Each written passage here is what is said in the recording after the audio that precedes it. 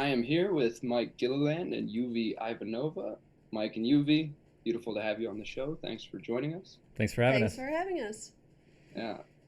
So for those who don't know you guys, I thought we could start with just some background. How did the two of you meet? Where were you both at in life when that happened? And then what was kind of the journey to starting Future Thinkers? I think it was back in 2011.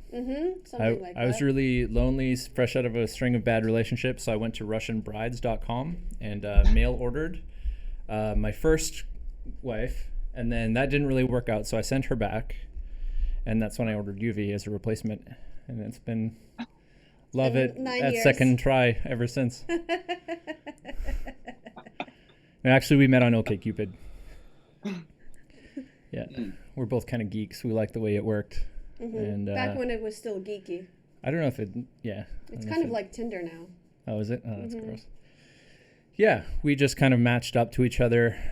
Felt like we were really compatible. I sent the opening message being like, hey, I think you're real cool. And then we met up for a date and that was it. Yeah. I think we were living together after a month. Yeah. Yeah. And what were you guys both doing in life at the time when you met? I was doing a lot of art stuff. I was working in the film industry, doing some acting, some background work. I was doing freelance photography. Had a small fashion label where I made clothes and put on fashion shows. I was just kind of dabbling in a lot of artsy stuff. And I was a recording engineer. I was also working on film sets doing lighting because Vancouver is kind of big for the film industry in Canada. So I was doing that and recording kind of metal, jazz, and country bands whenever I had the chance to do so. Cool. Very nice. And then, what was the journey to creating Future Thinkers after you guys met each other? Honestly, it started with entrepreneurship and a desire to travel. We read that book, The 4 Hour Work Week, and that became a template for us. This whole idea of traveling around the world, running an online business, getting passive income. And I was listening to a podcast called The Tropical MBA. I think it was either back then it was Tropical MBA or the Lifestyle Business Podcast. Yeah, it was Lifestyle Business Podcast. And those two guys, Dan and Ian, really inspired me. They were kind of like boots on the ground guys doing what Tim Ferriss had always talked about. So I was listening to them, do their podcast interviews where I could hear like motorbikes in the background or like someone calling out, fresh pineapple or durian. And it was just so cool to me that they were able to do that. So we started a website design business and bought one-way tickets to Thailand. We ended up meeting those guys in person, became kind of part of their community out there in Southeast Asia, and realized that this online business stuff is harder in some ways than we thought it would be, and easier in other ways. And with a community, it was definitely a lot easier. So we had this community. We started getting more clients, and then it seemed like everyone at the time was starting podcasts, and Euvie and I were just having non-businessy discussions in the morning. We were having like philosophical, I don't know, whatever we were interested in at the moment kind of discussions, and we just decided to start recording it and put it out there. That was in 2013, and I think, we recorded our first episode in 2013 and put it out in January 2014. Yeah. Cool. And then, so over time, you guys seem to have managed to completely escape the rat race, escape the world of traditional work, and create a life that seems to be aligned with your bliss and your excitement and your creativity. I'm curious, what's the most fundamental advice you would give to someone who was seeking to do the same? Don't try and do the same.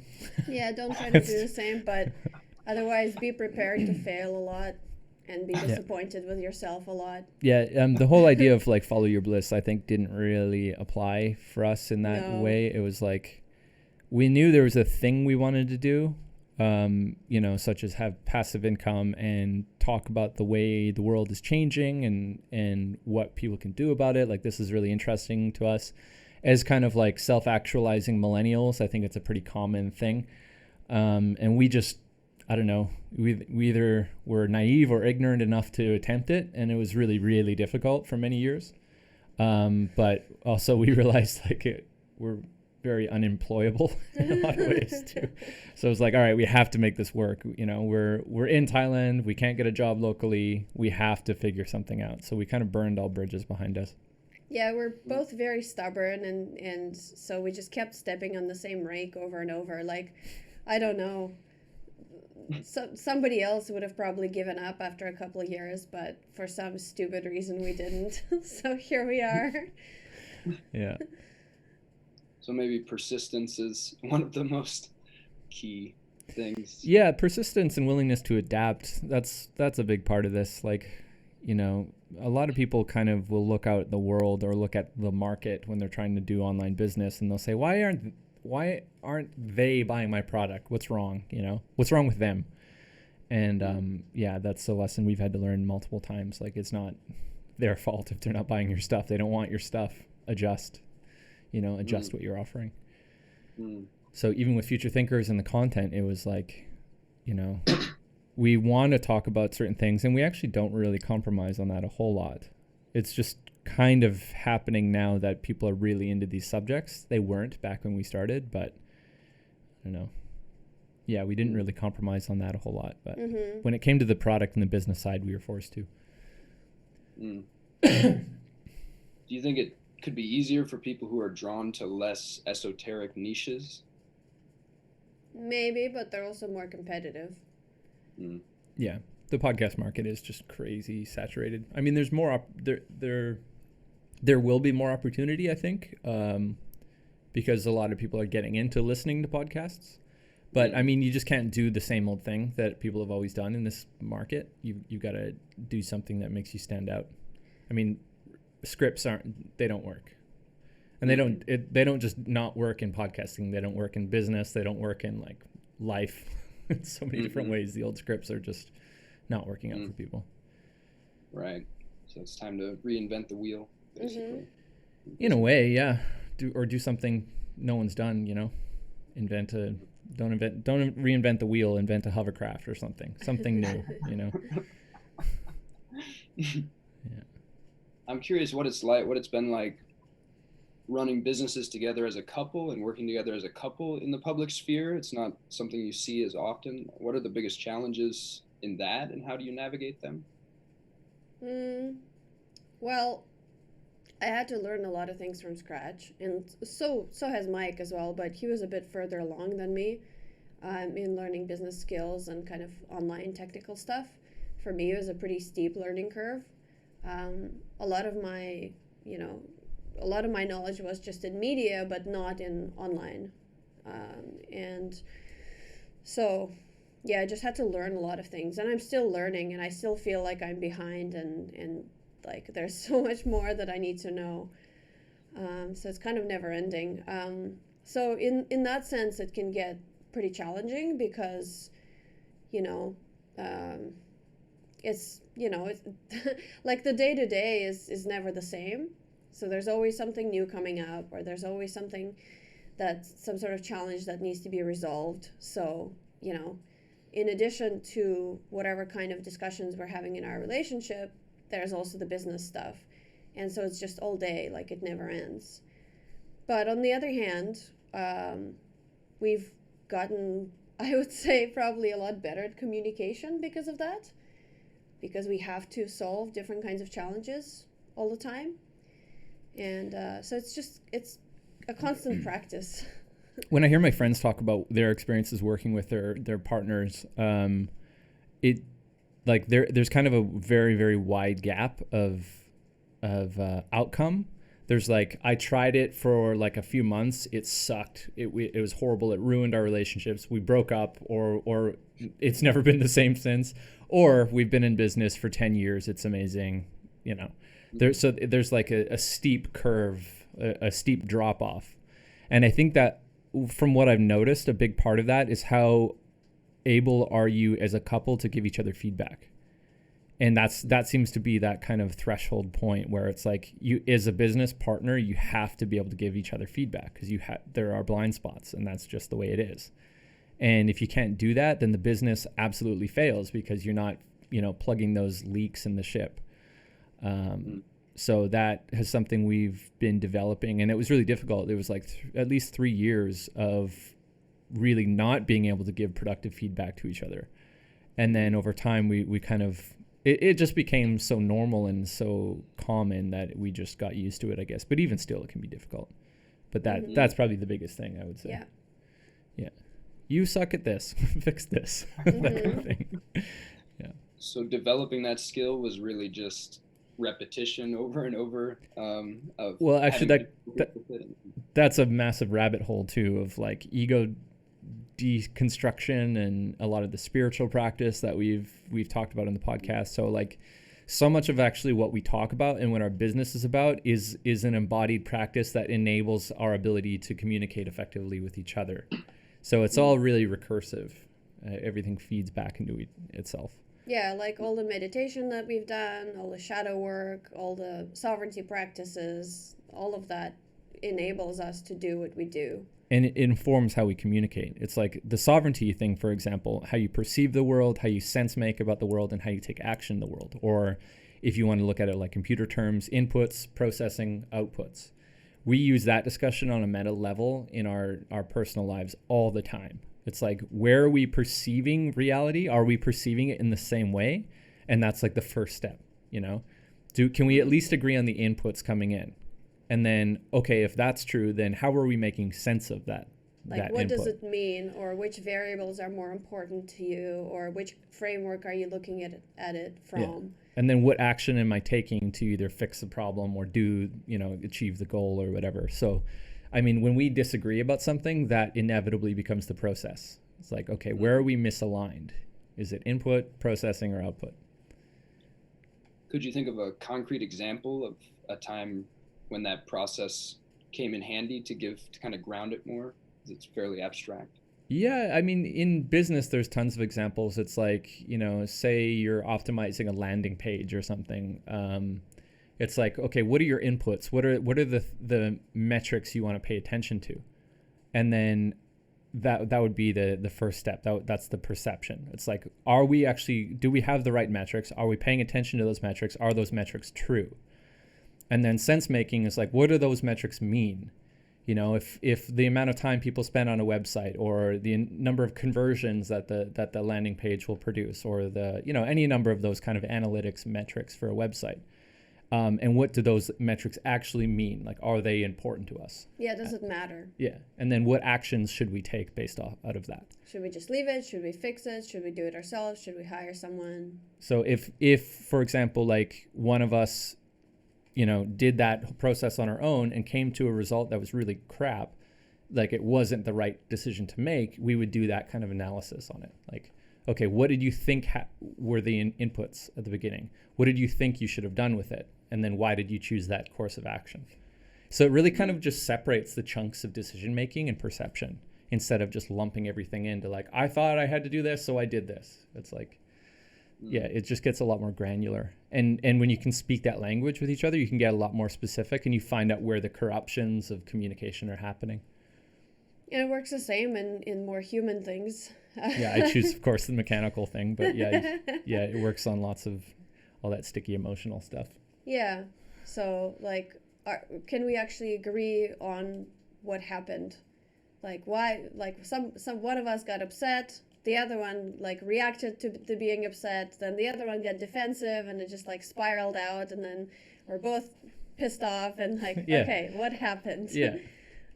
I mean, to expect any relationship's not going to have that stuff is just naive. And of course, yeah. So it's just, you need better ways to process that stuff. Totally. And, yeah. Couples that don't fight probably have a lot of horribly repressed emotions, and I don't envy them at all. It's just about how do you resolve conflict. It's not whether you have conflict, because it's unavoidable. It's just human. But yeah, so when we get into a situation where like, people are upset or we're upset, then we try to diagnose, okay, so what do you think happened? What are the kind of actions that were taken? What are the feelings here? What are the, events? And then once we can kind of agree on that, we're like, okay, so what does it mean? What does that mean to you? And why is this such an emotional subject? Like sometimes we get into kind of past experience because, you know, obviously people have programming that happens because of their past experiences, especially childhood experiences. So sometimes something something that might trigger them might not trigger another person. So we try to analyze all of those things. So why is this kind of more important to you, or why is this thing less important to you, or what perspective are you looking at it from? And then finally, when we sort that out, then okay, so what should be done about this? Gotcha. Are there any other key approaches or practices that have been really helpful in allowing you guys' relationship to flourish and function at a high level of communication? It's been useful. I mean, we've been aligned on a lot of things for a long time. I suppose there's like a difference between masculinity and femininity and how we approach things. So studying the Jungian archetypes has been really useful to figure out, like, and we've done a whole 4 or 8 part podcast series on exactly that. 1 podcast episode per archetype, and figuring out where the shadow version of it is, where you're lacking or where you're too active, you're like overdoing it, where the balance point is. That's been really useful. And there was one other one I'm forgetting. Yeah, we'll just leave it at that. I'll probably remember later. A lot of different modalities of shadow work are incredibly useful because so much of our actions are unconscious in general as humans. And we don't realize it. We think that we're just, you know, choosing everything consciously, but that's not the case. And then when you start digging into your unconscious processes, whether through meditation or through plant medicines or through other psychological tools, and then you realize, like, wow, I'm not driving at all. There's something else driving, you know, the unconscious is driving. And then only at that point can you actually start to, do something about it. And sometimes there's nothing to be done. Like sometimes that programming is just so old and it got formed in childhood, and you just kind of work with it. It's like, you know, you get dealt a hand of cards and you just got to play that hand. Yeah, our generation for some reason seems to have a lot of trauma and is working through a lot of trauma. And I mean, there's a lot of different reasons why that's the case, but it's just becoming more and more vital that everyone learns these skills of processing trauma, regaining sovereignty, you know, doing that shadow work like you mentioned, becoming aware of different psychological developmental models. I remember the other thing I forgot to mention, which was integral theory. Understanding integral theory, spiral dynamics, Ken Wilber's whole thing has been pretty useful for us, especially with understanding the world and the kind of developmental levels other people are at. Because I mean, once you understand each other, that's only step 1. You still have to figure stuff out in the world and have relationships with other people in other contexts. So yeah, integral theory has been really useful. Mm-hmm. What are the best resources on the trauma work and the shadow work that you guys know of?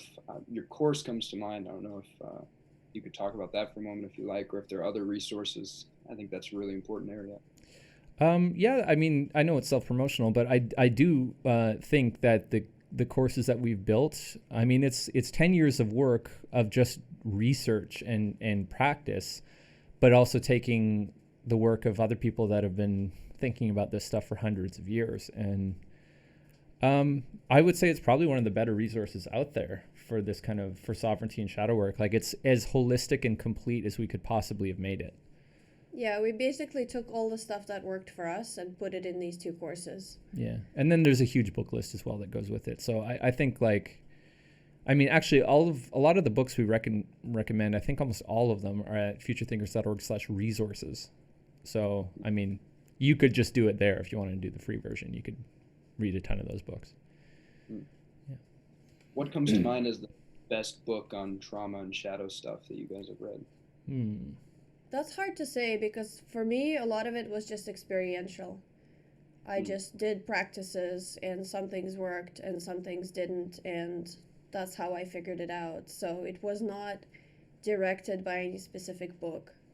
It really depends on where you are too. Like I also had a lot of experiential things that had my development go on this track from a young age. Whereas without those events taking place, I mean, it doesn't always happen to everyone. But it depends on where you are. I mean, if you're in the middle of trauma and you just need to come back and recover and just, not jump off a bridge, there are a lot of books that, that can just bring you back to at least somewhat close to baseline. And Eckhart Tolle, Power of Now, is one of those ones that was really helpful for me during some really difficult times.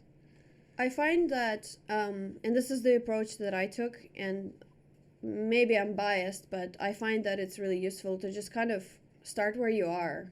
Like, not to look for any kind of specific cookie cutter path or like the best book, because it really depends. People have different kinds of trauma, they have different kinds of issues, they have different kinds of things that they already know or experiences. So there's no such thing as like one book fits all. So just starting where you are and using whatever is coming up as your object of awareness. And for me, like that, that's how I found my own internal guidance. I just started pointing my awareness at whatever was happening in my mind, and it led me down the rabbit hole further within. And that was it. And it's just like the things that needed to be done or fixed or worked on or whatever just revealed themselves. Jonathan Haidt has a couple of books that I think are really great and kind of address sort of the more middle of the bell curve of what people are going through. It just kind of addresses a lot of more average problems. And a lot of them have to do with the belief about our own resiliency. There's kind of a very popular idea that we as people are fragile, and that just leads us to get less exposure to the world and wall ourselves off from experiencing life the way it is and all of the harshness of it. And with that harshness and with that exposure, we actually become more resilient. We get used to it, and we adapt, and we get thicker skin. And that's the whole idea of going to the gym. You're like lifting in order to break down the muscle so that it repairs itself stronger than before. So it's the same thing in a lot more ways than we think with the mind and our ability to take on the world and all of the difficulties of the world. It's like the more exposure we get, the easier it becomes. Totally. So that's one of the things that both of us have done, actually. Just focus on what's the hardest thing. What's the hardest thing? What's the most messed up part of your mind? And just go straight for that. Because then after that, everything else is so much easier.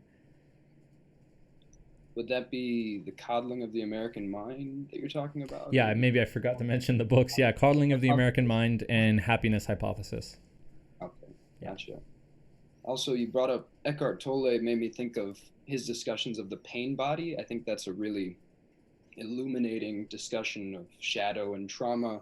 I'm curious what you guys think, if you think there's a difference between the shadow in the Jungian sense and Eckhart Tolle's pain body, or how you would distinguish between those. I think Eckhart Tolle is more speaking to our tendency to attach to the experiences of pain. And that can be unconscious or conscious. The shadow more specifically is about the unconscious drives that we have. And those can come from trauma experiences.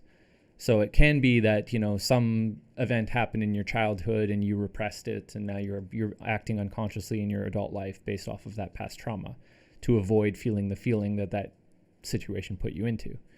So shadow work implies a great deal of investigation, and the pain body implies not so much investigation, but more of a voluntary letting go of what is already causing you pain, and I would say more salient in your consciousness. Yeah, pain is one of the most real things there. So it's not something that you're going to be repressing or shoving into your unconscious.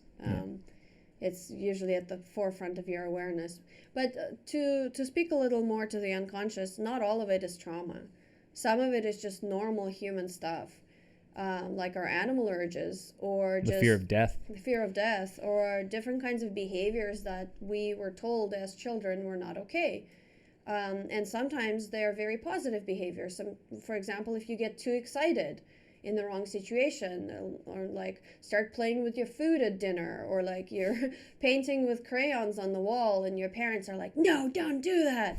But you're just expressing yourself creatively. And so maybe that might create an idea in your mind that creativity is bad, and you start repressing it. And then so when you start doing shadow work as an adult, you discover this urge for creativity that's within you, that's been repressed, that's associated with disapproval.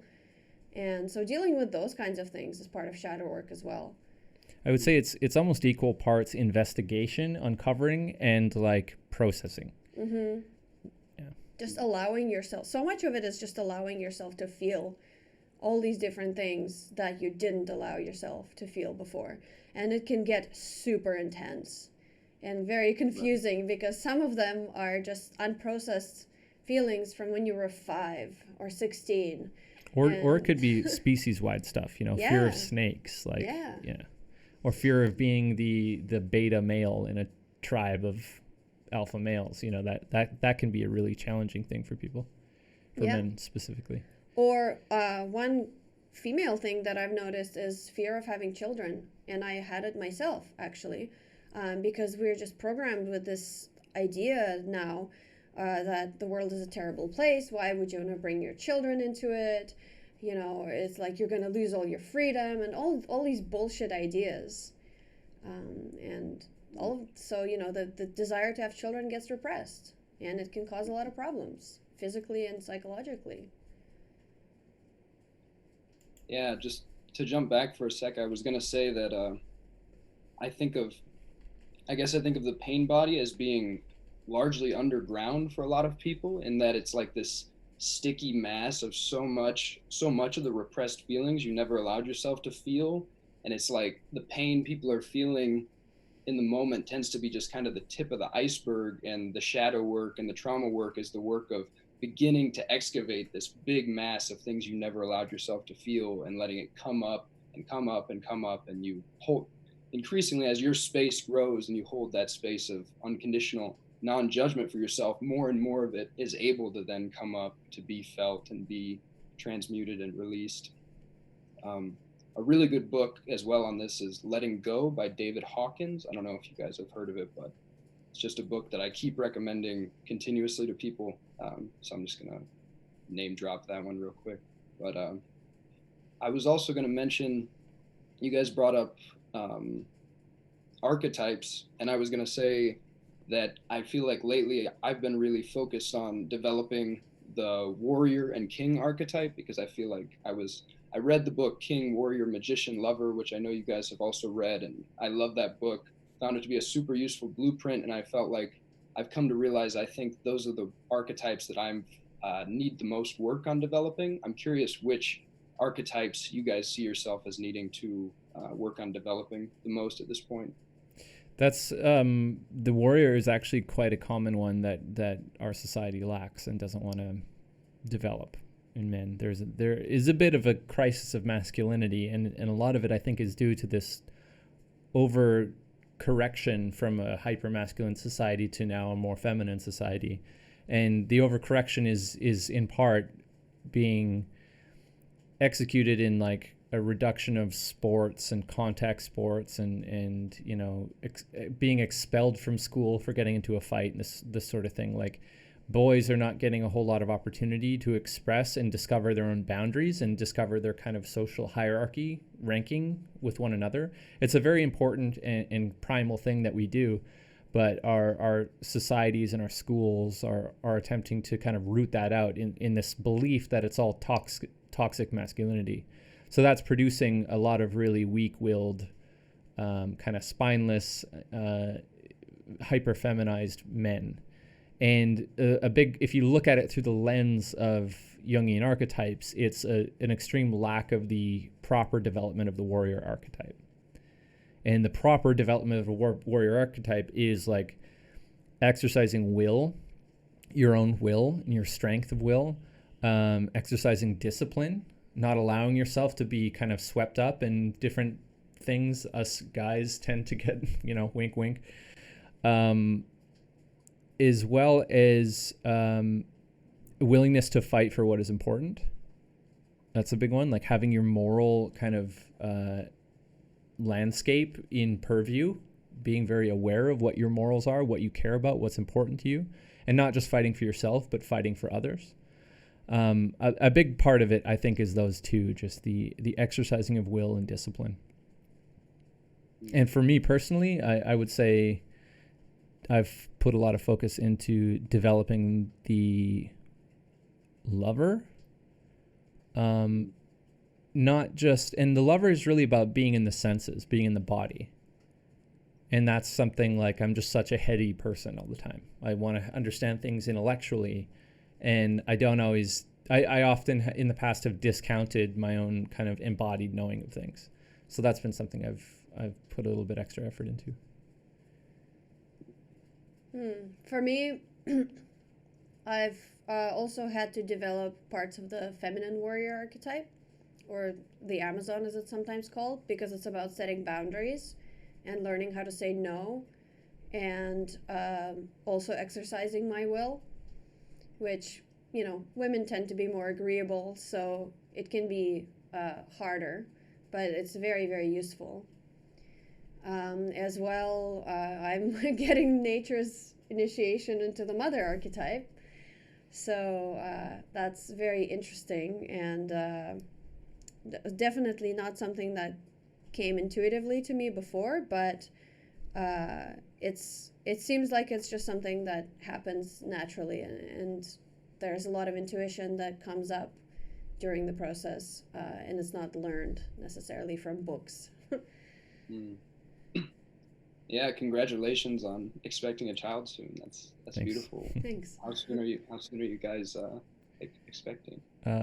Beginning of December. So coming up Cool. soon. So, yeah, coming right up here.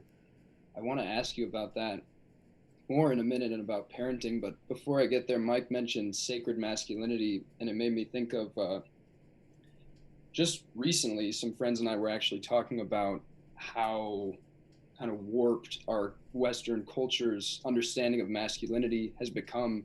And I posed the question, if someone appeared who was just a perfect embodiment of the sacred masculine, how likely is it that huge numbers of people would totally just project onto that and see, the like a toxic masculine, or wounded masculine, or someone who's hyper masculine and aggressive? And so I'm just really curious, like, what you think sacred masculinity really looks like, and how can we reclaim that, as well as sacred femininity?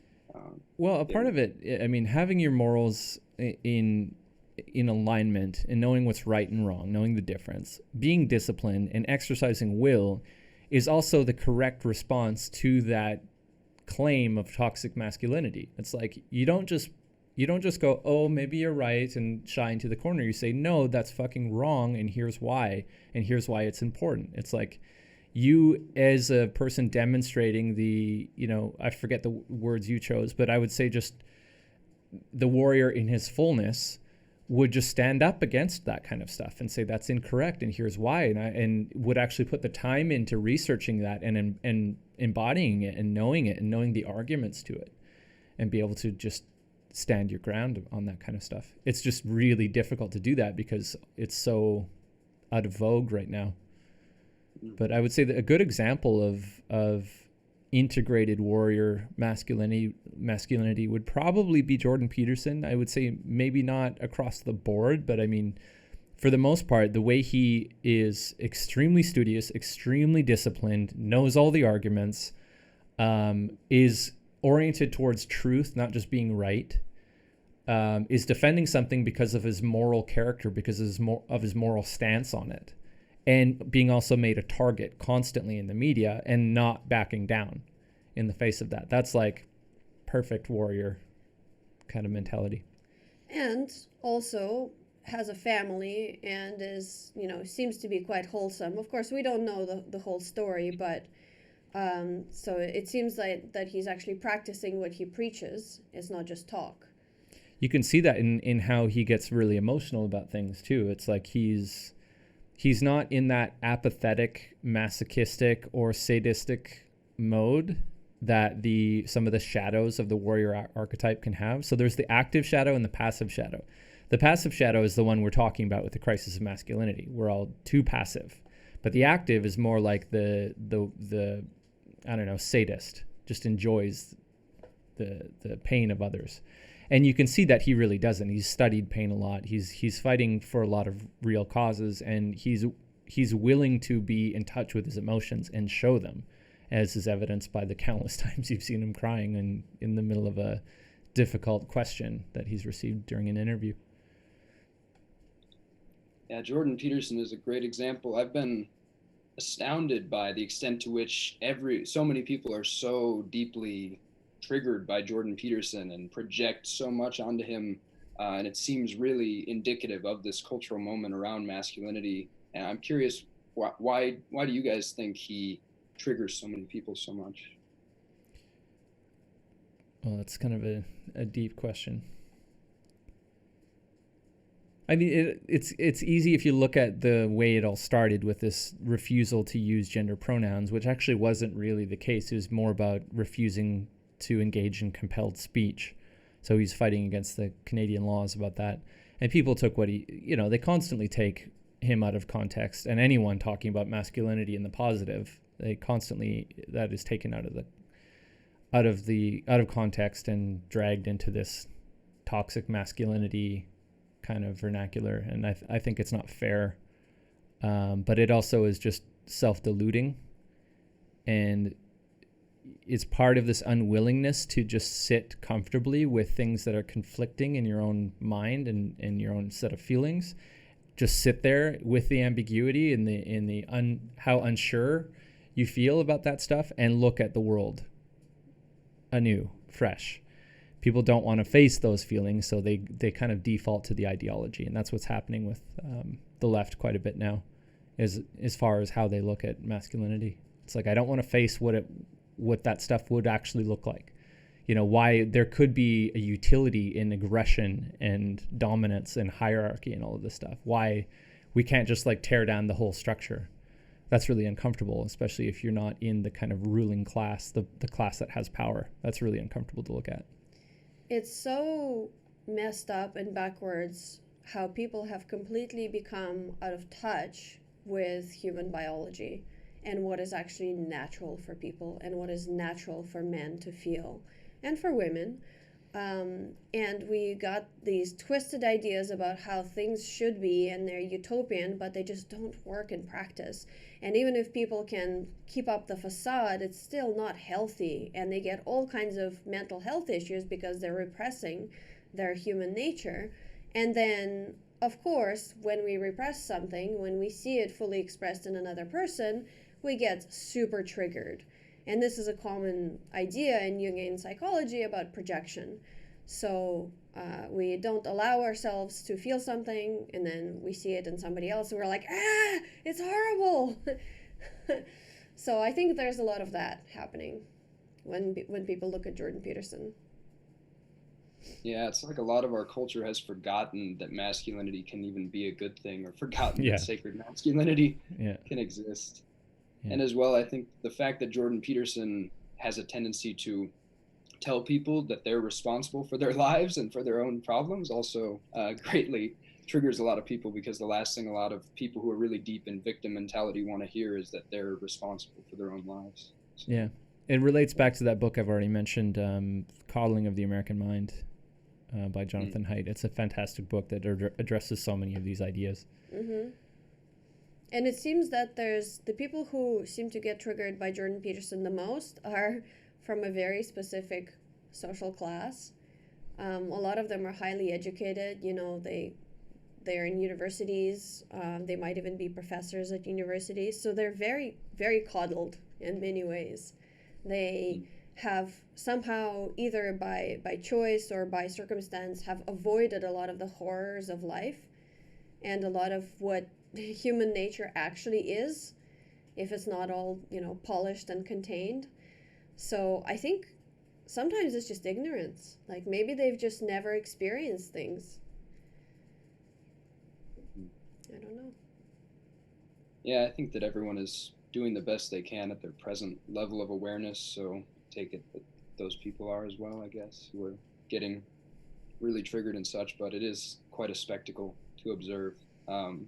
But yeah, maybe we can jump ahead to the next thing, which is talking about, I wanted to talk about your impending parenthood, and I'm really curious about any ideas and philosophies that you guys have around parenthood.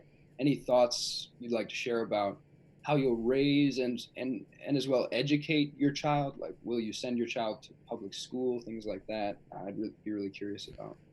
First of all, I like the way you worded that, impending child. Yeah, it's like the bomb is scheduled to go off in a month. The biological, warfare begins. Well, first, I will say that, of course, everybody has all these ideas about how they're going to parent, and then when the baby actually comes, they're like, oh. None of that applies. None of that applies. But, yeah, I mean, I'm sure we can talk a little bit about ideas, or at least principles that we really want to apply. And, well, for me, one of the things that's really important is to raise a child really healthy from the start. And I think that the way that conventional parenting is done in Western societies is extremely unhealthy, and it lays down a foundation of trauma and anxiety for children, because children are not supposed to be separated from the mother for the first couple of years. The child is supposed to be with the mother constantly. And when, women go back to work immediately and give up the kids to some nursery or whatever, that's terrible, and it just creates attachment problems and persistent anxiety. Then the person can't figure out for the rest of their life why they're always anxious. There's so much we can learn from just looking at other mammals too. Like, we had a cat a few years ago that was taken away from its mother, a little kitten, too early. It was a street cat, so someone kind of grabbed it and said, there's a cat that needs help. And so we took it in, and it was, clearly taken away from its mother too early, and it developed a suckling problem way into adulthood where it would just curl up and then just be suckling at your neck, any bit of skin it could find. And we could do nothing to train that cat to stop doing that. It was just this little ingrained behavior at the very beginning of its life that would, to this day, we've had to give the cat away because we were traveling. And the new owners have told us that behavior has never come close to stopping. Mm-hmm.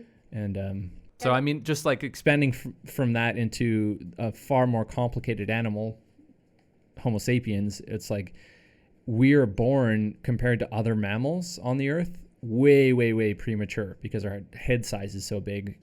If we were to be born later, we would probably kill the mother. So we have to be born prematurely, which means we're far more dependent than any other mammal is. And so we need that extra attention and love and care, and it's very taxing on the mother. And we don't have a social system or an economic system that actually provides that kind of stability and support. It's like we've got a little bit of time off work, and then we've got to head straight back or we can't pay the bills. And so we don't have the structure to allow for the kind of parenting that I think is necessary. Yeah, and then the other thing is just all the different structures that take away the children's desire to learn and their desire to be creative and expressing their intuition. Like, schools just kill that completely. So we're not very keen on public schools or even private schools. Maybe some sort of an alternative school or, unschooling or something. I don't know. When the time comes, we'll see, what kind of tendencies the kid has, and then what would be the most suitable for him. But yeah, I mean, if you think back, maybe schools have changed now, but I don't really know. But when I think back to my experience in elementary school and high school, it was like, I don't remember anything. I don't remember any of the history classes, the social studies. I don't remember how to do long division. I kind of remember a little bit of physics because I've actually ended up using that a bit. I remember a bit of programming class. Like, anything that has actually been useful to today is stuff I've remembered, which is so tiny. Like, that's pretty ridiculous that we have kids memorizing things instead of getting embodied practical experience with things. Why is it that I wasn't taught how to start a business, design a website, do my taxes, communicate with other people, exchange money in a different country, learn a new language, that kind of stuff. It's just so many things.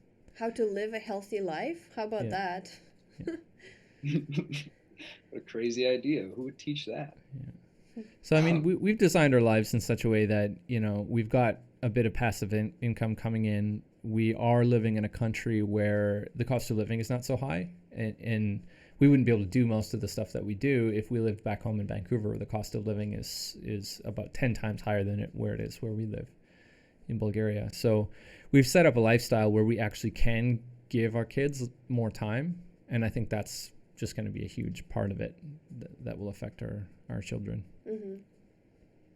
With regard to the separation anxiety piece, a friend of mine who is married to an Asian woman was telling me that in a lot of Asia, it's common for children to sleep with the parents or sleep with the mother as well in the early years, and that they've been doing that in the United States, and have found that they haven't encountered the normal problems of the child screaming in the middle of the night, and made me realize that this is another way that we're doing what I think is not natural for the human evolutionary, in the evolutionary environment. I think children probably slept with the mothers, and that as well could be a massive trauma that we're all receiving without realizing it. Can you imagine like a cat just putting her kittens in a cage and then sleeping outside of that cage in another room or something? Or like any primates doing that?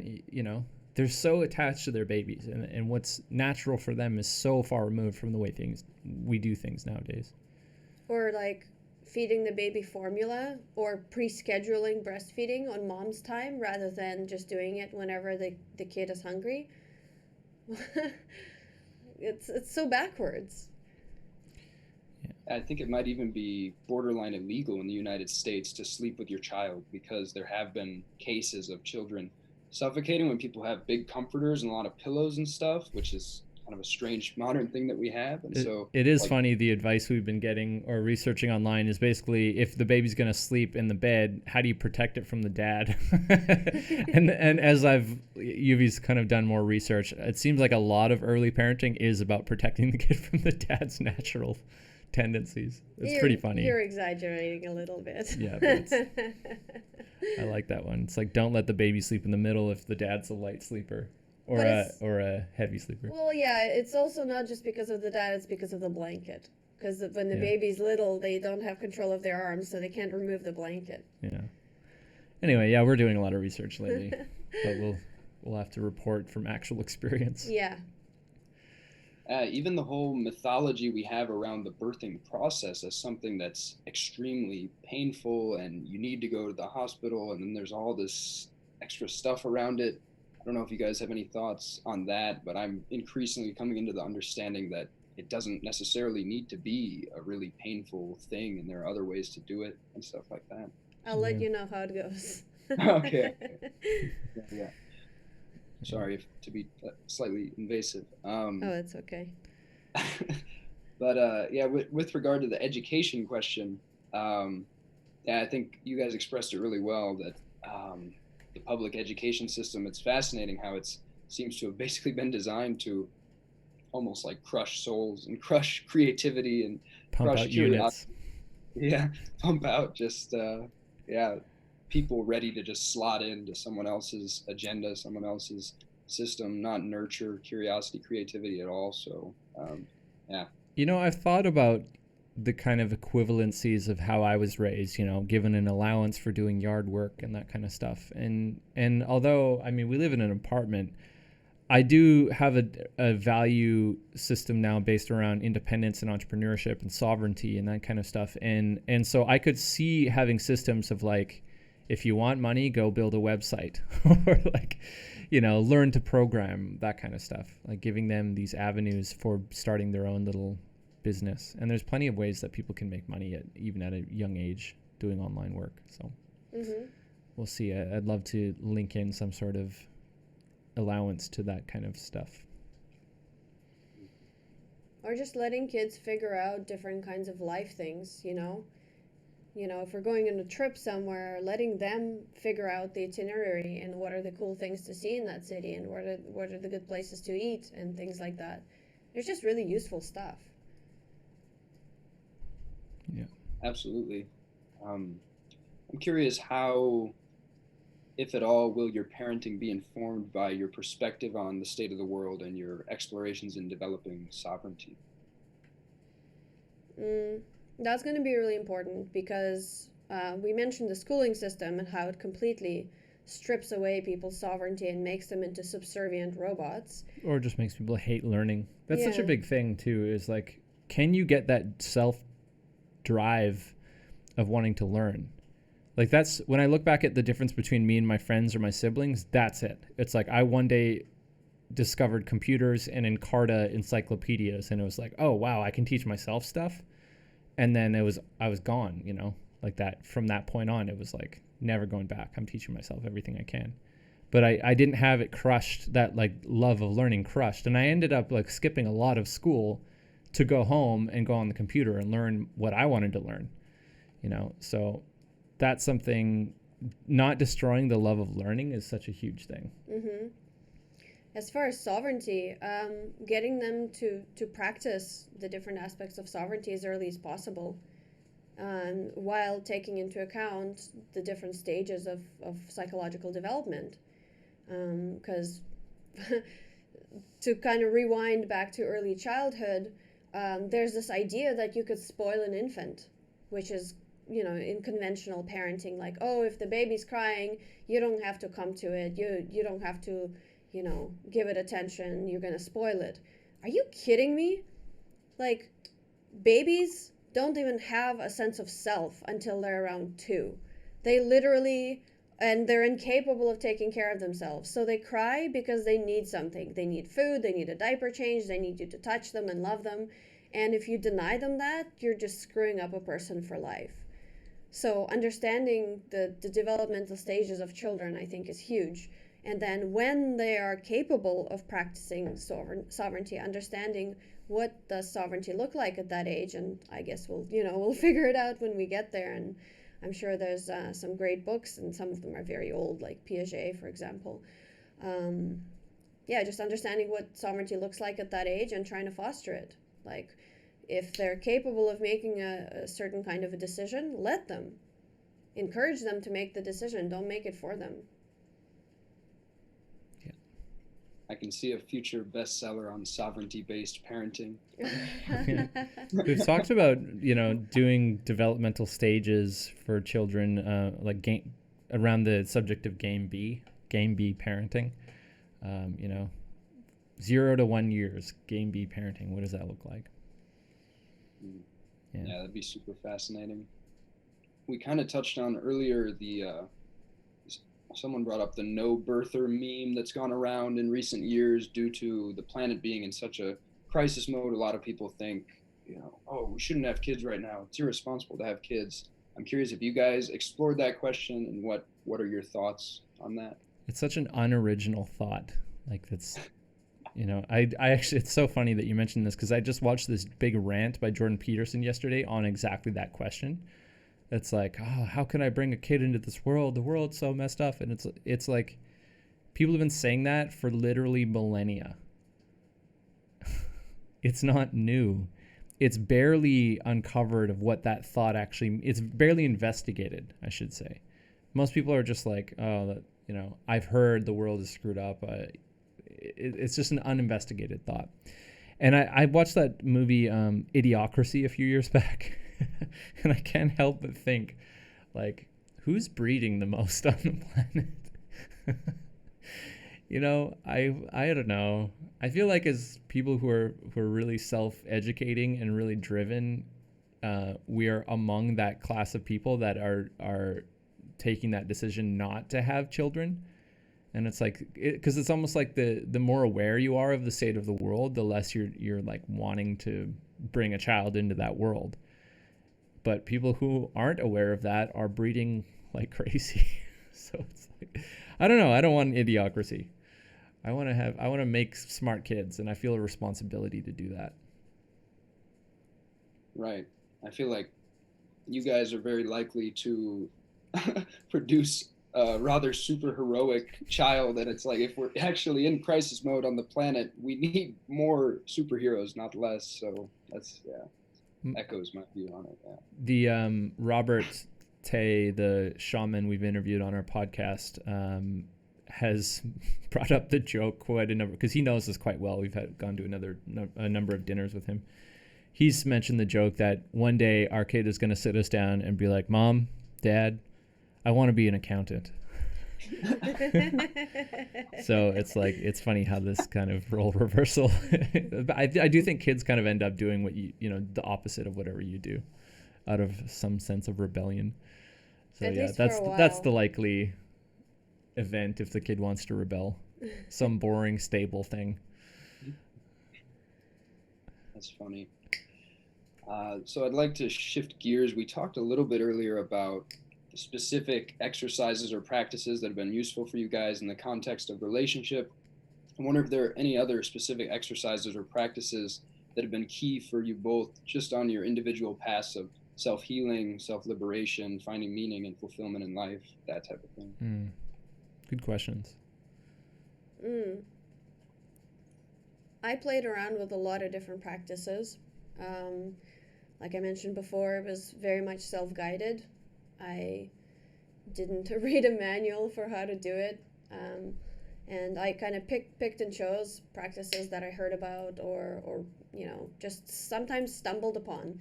Just, pointing my attention at something and then discovering something in my mind. It's like, oh, this is an interesting structure. What can I do with it? How can I tweak it? What happens if I do that?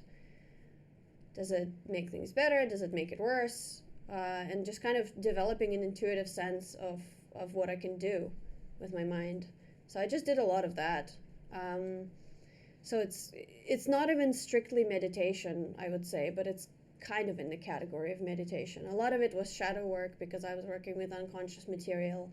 A lot of it was kind of bodily sensations, which can roughly be put under the umbrella of Tantra, where you're putting your awareness on bodily sensations and trying to see if you can regulate them or like increase them, decrease them, whatever, just like getting super in tune with the body.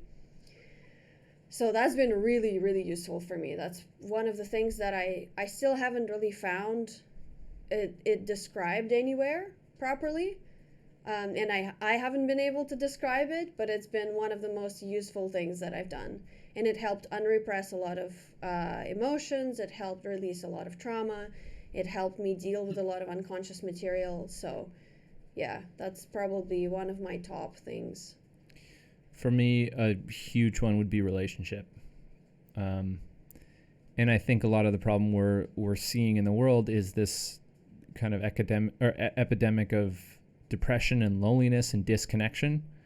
And I've just been fortunate enough to have early positive socialization and had the opportunity to practice that and, get a girlfriend when I was 15 and have experiences in relationships throughout my 20s and late teens.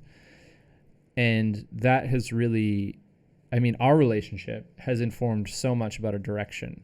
Like the things we talk about just to have a productive, functional relationship with each other inform the subject matter of nearly everything we do with Future Thinkers. And it's like how we relate to one another is probably one of the most important things and one of the biggest missing pieces in our society today. It's like, why can't we agree? Why can't we debate? Why can't we have productive discussions anymore? Why can't we, be from one tribe and engage positively and constructively with another tribe, an opposing tribe? Like all of this kind of stuff is such low level social development that we're having such a grand problem with on a grand scale. And I think it all comes from like our exposure to relationships and to other people. And so therefore I think that's probably the most important thing, like get practice. And if you're a parent, I think that's one of the most important roles that you have as a parent is to give your kids social exposure. Give them that opportunity to practice those skills, because if they can become popular and likable in the future, they've got such a, head start on life.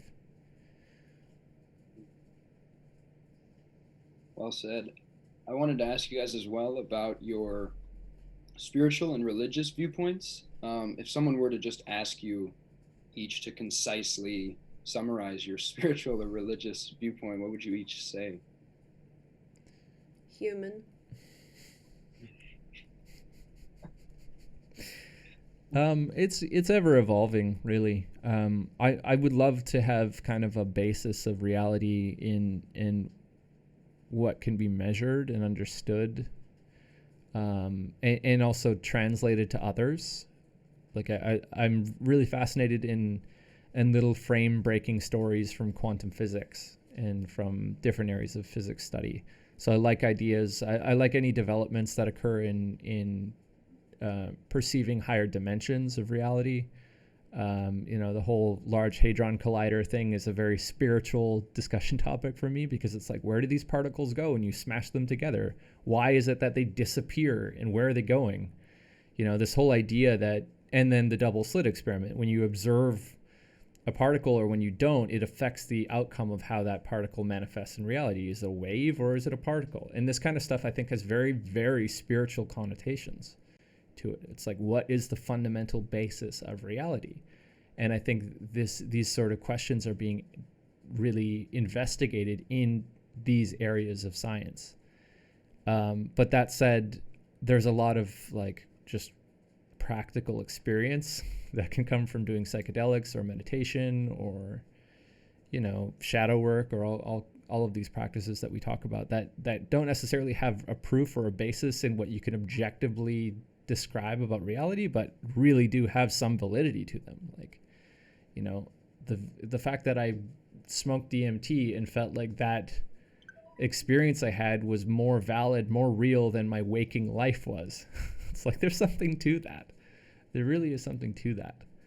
And one more thing I would expand on in that realm would be synchronicity, like the fact that we all kind of have these experiences of synchronicity, and it feels like the more on our path of what we could say we're here to do in this reality, the more often we experience synchronicities. And that's a common experience of synchronicities. It's like, if you are doing something you feel like is right in your life, you're on the path, synchronicities just happen constantly.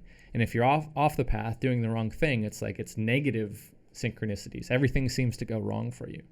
And so that's something I paid a lot of attention to. And I'm not aware of it being described in many traditions or many religions, aside from some aspects of Buddhism, and probably a lot of the practical stuff is dealt with in depth in Buddhism. But I wouldn't even call myself a Buddhist. I'm just here observing. I'm an observer. I would say that for me, I'm very interested in wholeness. So I like to investigate a lot of different modalities, a lot of different wisdom traditions, new and old, from different parts of the world, and see the patterns and commonalities, because I think it gives a really good insight into what the human mind actually does, how it works. If something is consistent across different cultures from around the world that never had contact with each other, there's something to it. And it's not necessarily that it's true. For example, shamanism is one of the most consistent spiritual disciplines ever, because you can look at shamanism from different parts of the world, which was, very old. Some of these practices are something like 50,000 years old, and it's consistent in completely different parts of the world, different climates, different cultures.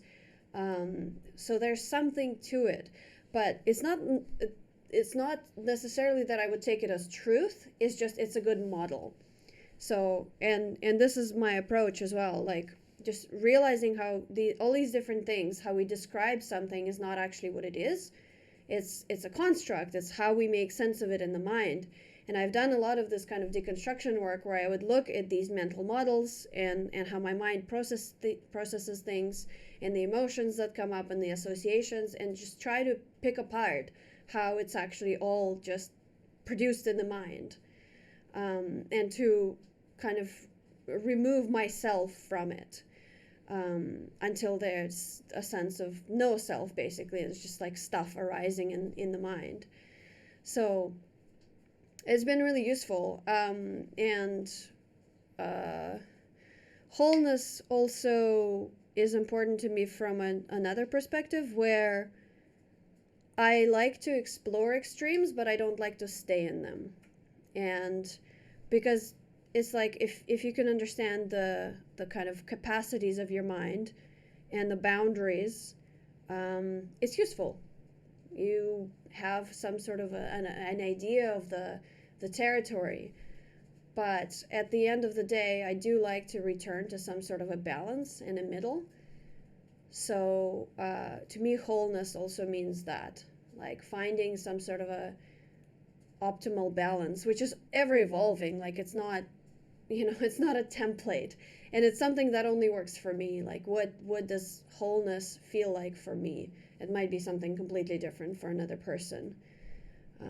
So yeah, I would say I'm pretty guided by that.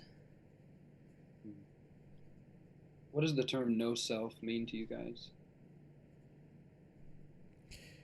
It's that, I mean, I'd like to ground that kind of stuff as much as possible, because there's too much flowery language about spiritual subjects. No self, you could describe it practically as that first few seconds after you wake up.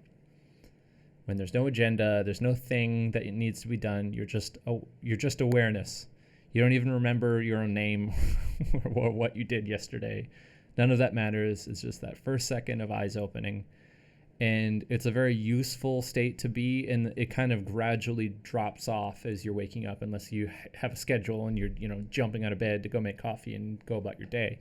If you can just sit there and kind of extend that state, it's very useful for your own state of mind and for your ability to process the world when you actually do have to go into the world. And yeah, so I would say the longer you can extend that state of no self, the more healthy you can be. And that's what people are trying to do in meditation, and often through psychedelic experimentation as well.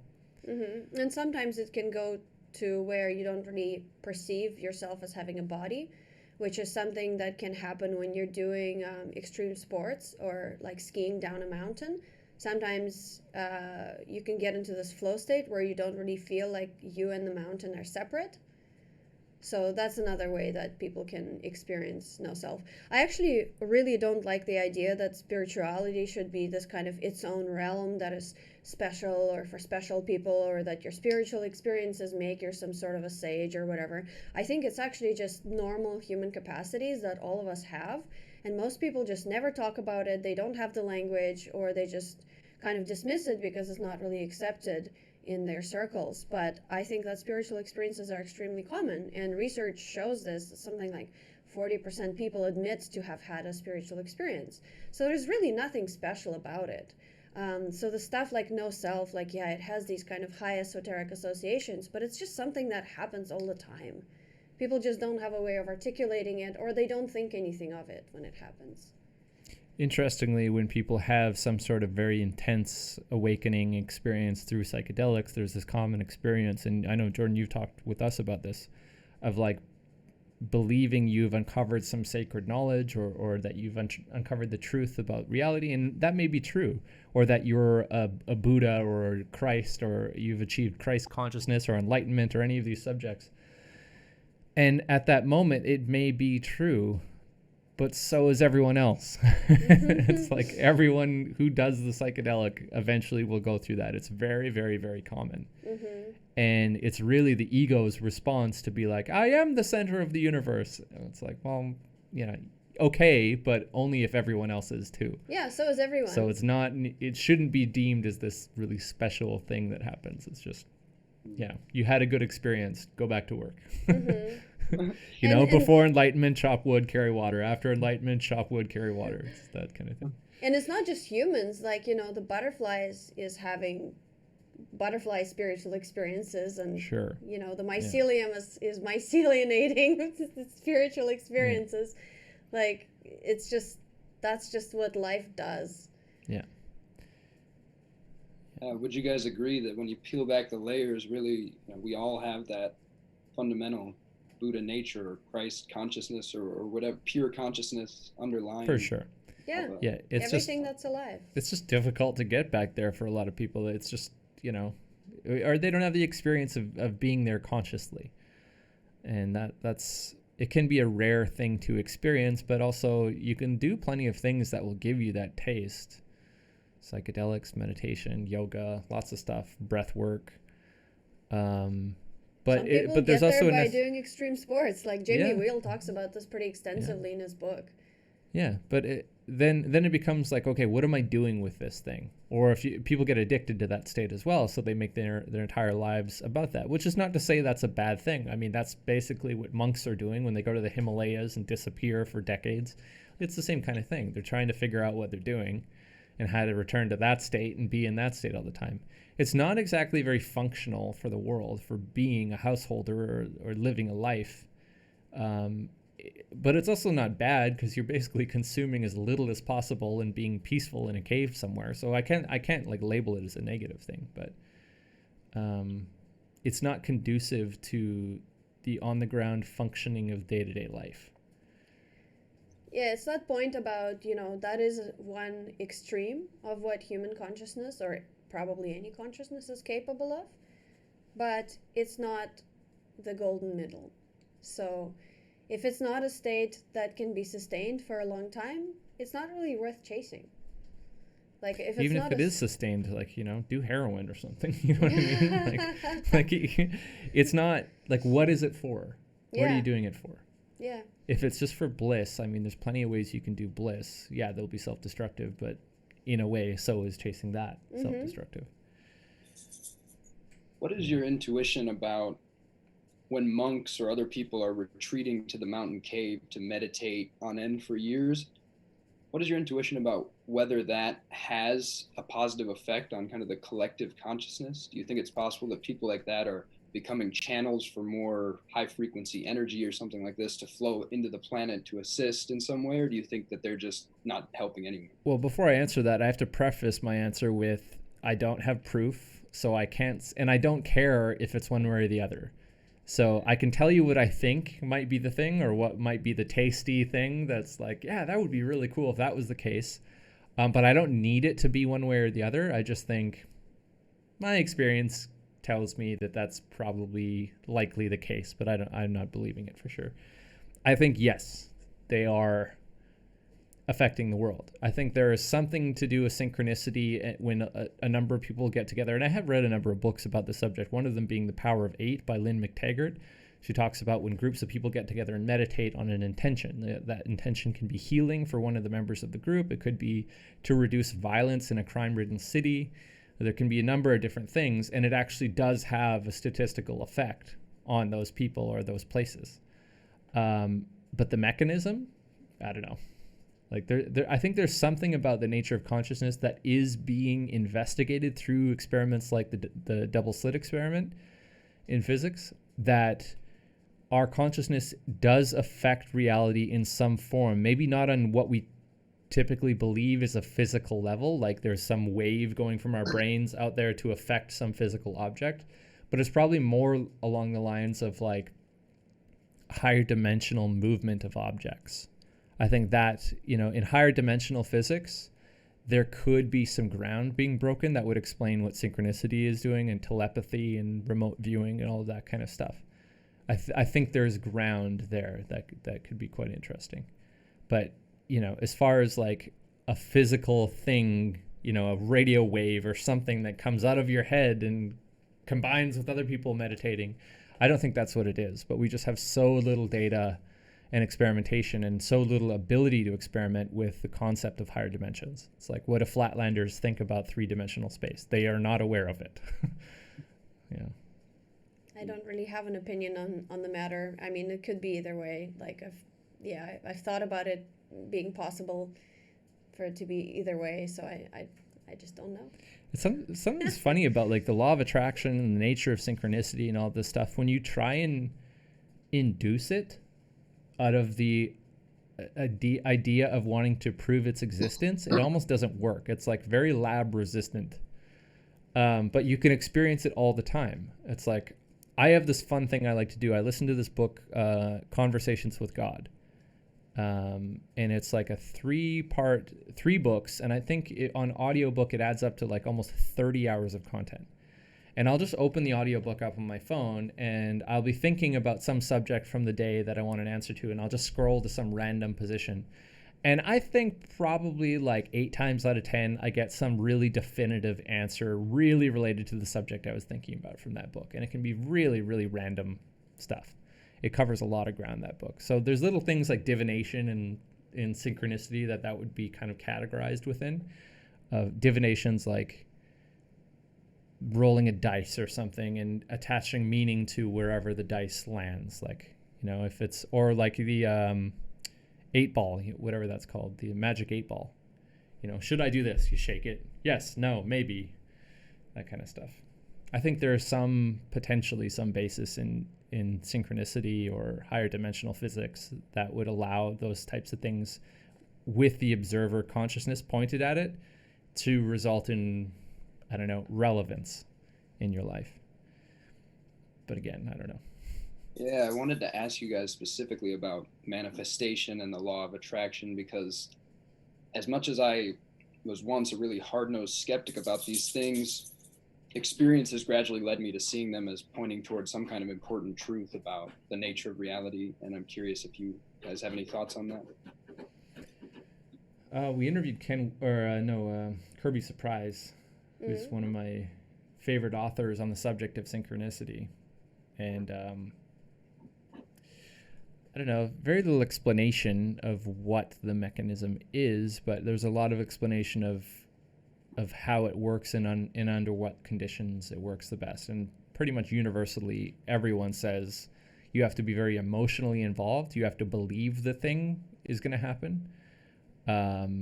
You have to, like, visualization is a very important part.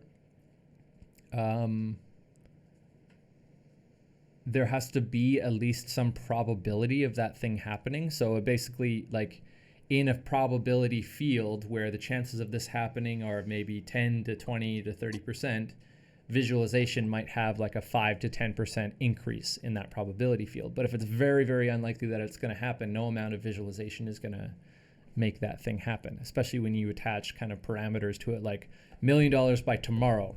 It's like, well, what are the chances of that? Especially if you don't even buy a lottery ticket. It's like, how? The universe needs its pathways to give you what you're looking for. Yeah. So this is the point about kind of trying to find different modalities where there's overlap.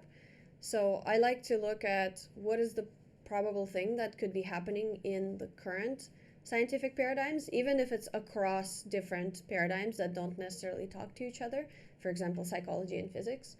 So what could be happening if we look at it from a psychological lens? What could be happening from a physics lens, And I'm not a physicist, so this is, if a person is a physicist and they're listening to this, they're probably going to think it's stupid. But the double slit experiment suggests that when we observe something, we actually change the outcome of the thing. And then if we think about probabilistic fields, so if you lock in your attention on a certain probability, maybe it increases the chance of that probability coming into fruition. So it could be something like that. And from a psychological perspective, it could be something like, well, your brain is a bunch of different feedback loops, and your body as well. So if you learn how to regulate your own feedback loops through pointing your attention to certain things, you can actually reprogram yourself to notice certain things more, to be drawn to certain people, to recognize different patterns that you didn't see before, and kind of put yourself on track for making whatever it is that you want more likely. Terence McKenna always talked about how, in the DMT realm, the entities in the DMT realm would be urging him to sing things into existence, sing art or objects into existence.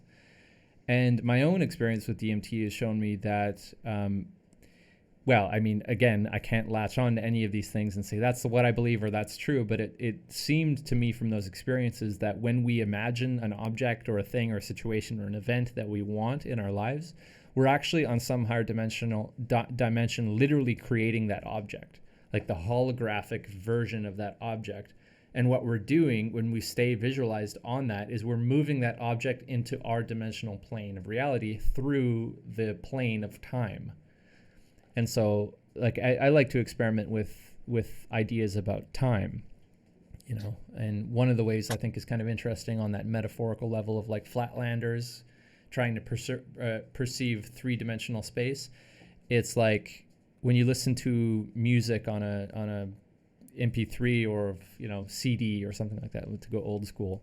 It's like the whole stretch of that song, the whole song exists simultaneously, but you can only perceive it through the dimension of time. You can only perceive it as it plays from start to finish. But if you pause it right at the second, you can't be like, that's the song, because it's silence. Without movement of frequency through time, there is no frequency. There is nothing. So I think that's an interesting metaphor to play with on our perception of time and this like visualization and higher dimensional thinking. It's like those objects can totally exist without the aspect of time, and you can bring them in through the vector of time, through that kind of physical movement. But they don't exist if you can't visualize them. So to me, thoughts, and that's what another thing Kirby Surprise talks about in synchronicity, is that objects or thoughts are basically objects. Thoughts are physical things that just exist on a different plane. And I love that idea that he calls them thought forms. Mm-hmm. Yeah.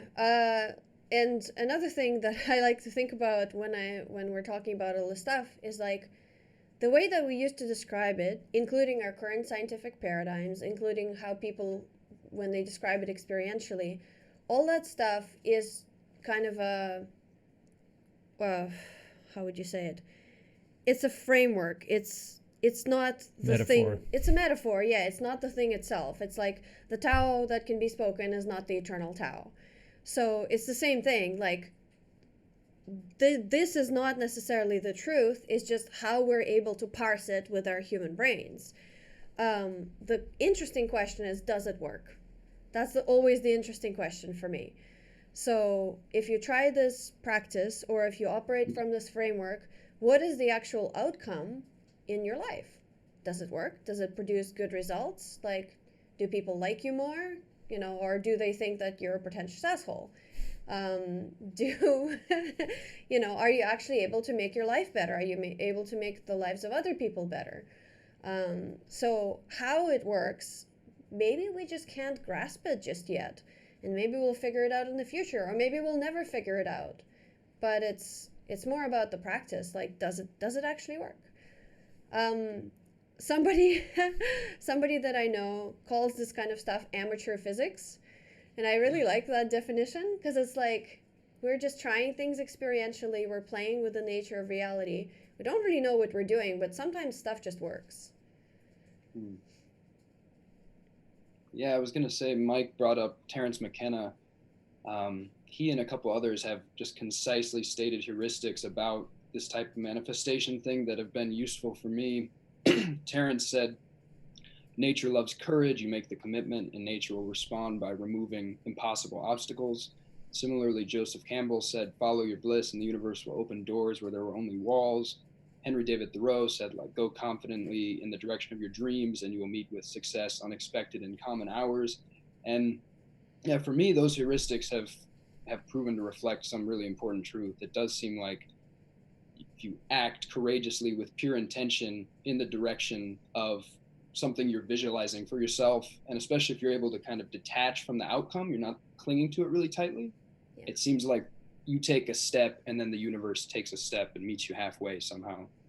That's kind of been my experience. Yeah, I can agree with that in some levels, but I can also find ways in which they contradict or can be misinterpreted. It's like the follow your bliss thing. If you take that literally, or if you've kind of changed the angle on that a little bit, then it's like obstacles are to be avoided, and the necessity of courage doesn't apply. It's like, well, if it's scary and dangerous and I don't want to face that stuff, then I don't need courage, and I would avoid doing that altogether. So there are kind of ways in which people really screw up that set of advice.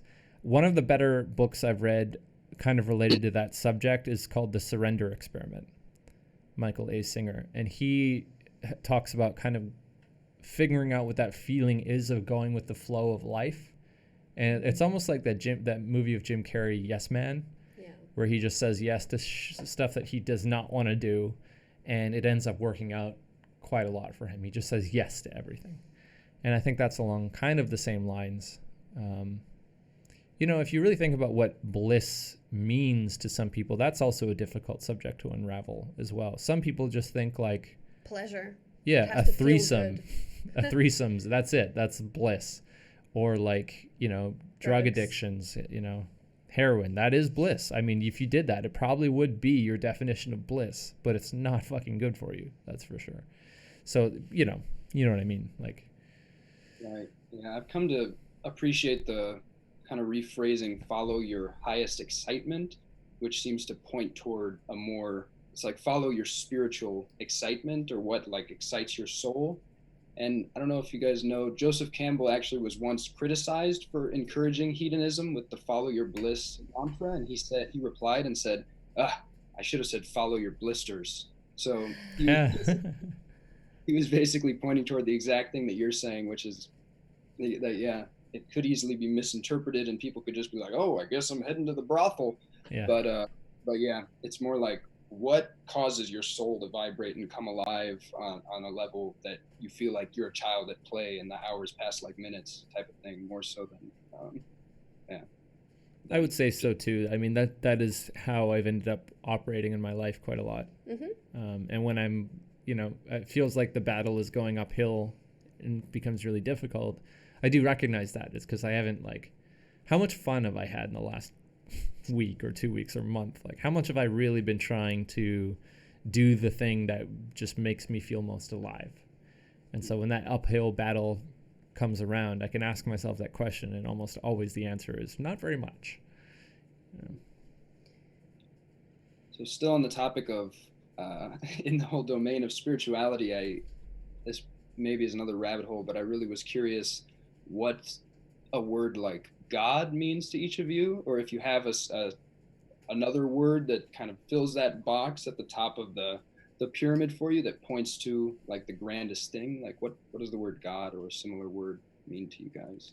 There's an interesting conversation that I had with my dad. My dad came to visit about a month ago. And so we put some Jordan Peterson on for him, and Jordan Peterson was saying something God, and then trying to explain it, and then he went on this like 20-minute tangent, and then my dad was like, wait, I don't understand any of this. Can you just like summarize it for me? So then I tried to summarize what Jordan Peterson's definition of God is, and then I was like, okay, actually, let's just drop that, and I'm going to give you my definition of God. So this is how I defined it, is like, so there's the conscious mind, right? Stuff that we're aware of, both internally and externally, stuff that we've mapped out in the world, like some sort of scientific paradigms that we think describe reality pretty well, and also, the thoughts and feelings and whatever that we're aware of inside of ourselves. Then, if you visualize outside of that, there's another layer, and that's something that can be called like the dream realm. So that's the unconscious, that's the stuff that's you're kind of sort of can be conscious of in certain states, but not all the time, and you don't really understand it, and it's kind of fuzzy and weird, but it's definitely something. And then same thing with science. There's kind of, things that are at the edges that we don't quite understand. Sometimes the experiment comes out one way, sometimes it comes out another way. We don't really know what the truth is, but there's something happening, we just can't quite figure it out. So, dream realm. And then outside of that is the unknown. So stuff that we just don't understand, things keep coming out of it, and we don't know how they got there, or things keep going out into it, like with the Large Hadron Collider, like where do these particles go? Into the unknown. And in certain wisdom traditions, it's called the void. So it's like we suspect that there's something out there because things keep going out into it and coming from it and emerging into our awareness, but we just can't perceive the thing itself. So there's like something very, very big, but we just don't understand it. It's the unknown, it's the void. So I would say that God is all of those things combined. So the known, the dream realm, and the unknown. So basically everything and nothing, because we don't know what's in the void, so there could just be nothing, but it has to be included in order for the thing to be, as big as it can. So that would be my definition of God. Beautiful. To expand on that, I think that the experience of being God is probably a lot similar, quite similar to that state of no self, just observation without identity. And again, through DMT, that experience has been like neon lights. Yes, that's true. Do you think a term like God, do you think we can know that a term like that is deserving of a capital letter at the beginning, signifying that basically there is a divine reality underlying everything that is? Like it's, I don't know, maybe that's a value judgment that I think only applies to people, not to God. It applies to people and their perceptions. Like, does it need a capital letter? It's like, well, I don't know. Do you think it does? Do I think it does? What happens if it doesn't have it? What happens if it does? You know, it's human constructs. I think, to me, I actually kind of have a distaste for that, or for it having to be a certain way. I just, it doesn't really matter. I mean, everything that is doesn't care if it's capitalized or not. It just is what it is, and it isn't what it isn't. And some traditions define enlightenment as persistent non-dual awareness, and from non-dual awareness, there's no such thing as good or evil or bad or, worse, better, any of that stuff. A lot of that's just kind of value judgments, and especially our need for it to be good or better or any of that stuff is just our own attachment to the outcome, because we have some sort of desire for it to be one way or another. And because we're living things, and as living things, we want to continue living. So we judge the things that help us perpetuate life as good and the things that destroy life as bad. Like, that's kind of one of those fundamental things. Yeah. To us. What I was saying is, like, it doesn't describe that state of which I have now compared to being God, of no self. It's like there's no preference. Mm-hmm. It's just stuff is and stuff isn't, and it's all the same. Yeah. Right. I'm with you. I think the map is not the territory, so no signifier. Any signifier can only point at the unsayable moon. But yeah, for me, I guess giving the moon a capital M comes closer to pointing at the most insurmountable thing than not giving it a capital M. But ultimately, it is quite inconsequential, I guess. Well, think about it this way: the moon is, whether it has a capital letter or not, the concept of what you project onto it, of that capital letter or not, only improves your perception of it. It only makes you think it's deserving of more respect, but it's agnostic to your preferences. As well, there's that continued value judgment of something being better, some sort of additional respect being projected onto it being better or worse. It's like, it's not, it contains both. I mean, the worst way you could describe God or the moon or whatever, being apathetic, being an asshole, being full of, creating our lives full of suffering and being completely apathetic to all of us, describes God. That's what you can describe God in that way. Just in the same way you can describe God as all-loving, all-knowing, omnipotent, caring, full of love, all of this stuff. You could describe it in both ways, and both are true. So it's like, you're only exercising your preference by giving it one set of labels over another. And I would say by continuing to exercise that preference, you're choosing a bias, which is, I would say, unnecessary. Well, it sets you up for disappointment when inevitably the dark side of it comes around. You're like, oh, I thought everything was supposed to be love, but my life sucks and people are mean.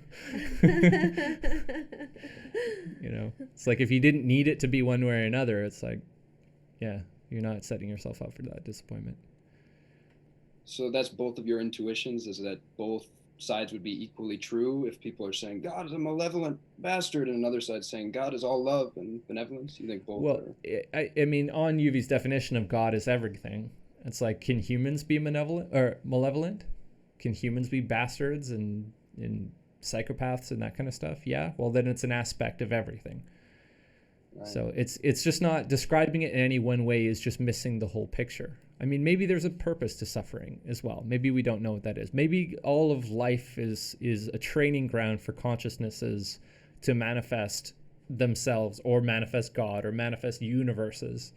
And that just by adding that dimension of time, it slows down how fast we manifest. You ever see that movie with Robin Williams called what was it called? I know which one you're talking about. I can't What remember. Dreams May Come. Yeah. And that's a fantastic movie. As soon as you're done, go watch that movie. It's so good. And in that movie, his wife dies and creates a hell for herself just because of the way her mind worked through her living her time on Earth. And he dies and creates this heaven for himself. So it's really just like instant manifestation of whatever you're creating or whatever you're thinking. And so I do kind of have this intuition that life is about extending the time of manifestation so that you can be more careful and selective about your thoughts. So in that sense, like maybe it's your choice what God is, that in manifesting your highest self full of love and all of that stuff, you are creating a God at some level that is that way. But it's also, you just got to remember that that's a value judgment, and that there are still aspects of the dark sides of all of us that are useful and good and part of us and never to be separated from us. And, just accepting them as well is part of that whole shadow work concept we've talked about. It's like your, desire to just randomly punch someone in the face on the street is like something monkeys have always done. They're just jerks. Monkeys are jerks. Cats will just run out and like swat you for no reason. That's in us. Or they'll knock over your glass. They'll just hunt a bird and kill it and play with it and torture it and then be like, no, never mind, I'm not hungry. It's like, fuck, man, nature is brutal, and we're brutal as well, and that's just the way it is. We're not separate from nature. Yeah. And I think that's also not to say that we're evil. It's just like we're all the things. And these things have helped us survive, and they're part of us. And like trying to separate them or put them in a box or trying to pretend that they don't exist or think that we're going to evolve out of them, I think is, well, it's not only naive, but it's actually can be very detrimental, because people can manipulate. Mm-hmm. People can manipulate that. If you believe that, we have to eliminate evil, then you might become persuaded by somebody who says that they're saving the world and trying to eliminate evil, while behind closed doors they're committing horrible things. And it happens all the time. I mean, like, how many politicians are claiming that they're doing good and then actually doing terrible things and like torture and death camps and who knows what behind the scenes? So yeah, I mean, getting attached to any kind of narrative can make you prone to manipulation. So I think Buddhists and Hinduists got it right with that statement, attachment is suffering. It's like needing it to be one way or another. Pain is just a sensation in the body. And if you've gone through enough pain, you've been able to process yourself through that, that's one of the realizations. It's like mind over matter. My finger gets chopped off, or I break several bones in my body, or these like physical types of pain. It's like you can will yourself out of that pain. You could focus on something else and you'll completely forget about that. Like that comes with a lot of meditation and focus, but that's doable and that's provable. That's one of the whole bases of the placebo effect. And the same thing can be done with psychological pain. It's like you can divert your attention to anywhere you want and recognize that pain doesn't go away, but only your perception of it being good or bad changes. And so that whole thing, like pain is just a sensation. It's no longer, that's what enlightened monks are actually doing. It's like, the monks in Vietnam that lit themselves on fire. It's not that they, sat there and didn't feel the pain, but they went through that training of recognizing it's a sensation and it's not bad or good. And they've just kind of cut off attachment to that thing. So they just sit there and burn to the ground without flinching. That's what they're doing. Yeah, I mean, and it's interesting, the feminine and masculine approach to this as well. You're saying you can distract yourself or will yourself out of it. Well, again, I think I need to reiterate that if that's what you're taking away from it. It's like, it's a sensation. You're still feeling it. It's just the attachment to it being good or bad is what, like, pain is to be avoided. If it's not to be avoided, it's something you can just be in, then you're not avoiding it or cutting yourself off from it. Yeah. So maybe it's just a way of describing it. We're experiencing the same thing, but just describing it differently. Because I would say it like surrendering into it and just allowing it. That seems to make things go away a lot faster for me. Like there's a limit to pain. There's a limit to how much things can hurt. And if I just surrender into it and focus on it and allow myself to feel it, it tends to release. Yeah. So on a mechanistic level, pain is a mechanism to prevent you from doing things that would harm yourself or your children or other people. There's this feedback mechanism. Stop doing that thing. But there's ways to tell the body, like, okay, I recognize that and I can't do anything about it. There's ways to tell your body, and your body will actually be like, oh, okay, well, I guess we don't need to send that alarm message anymore. Yeah, exactly. It's like, that's what surrender means to me. It's telling the body, hey, I feel you fully. I hear you. I'm right here with you. And then the body's like, oh, okay. All right. You got the message. Okay. Turning off the pain response. Yeah, well said.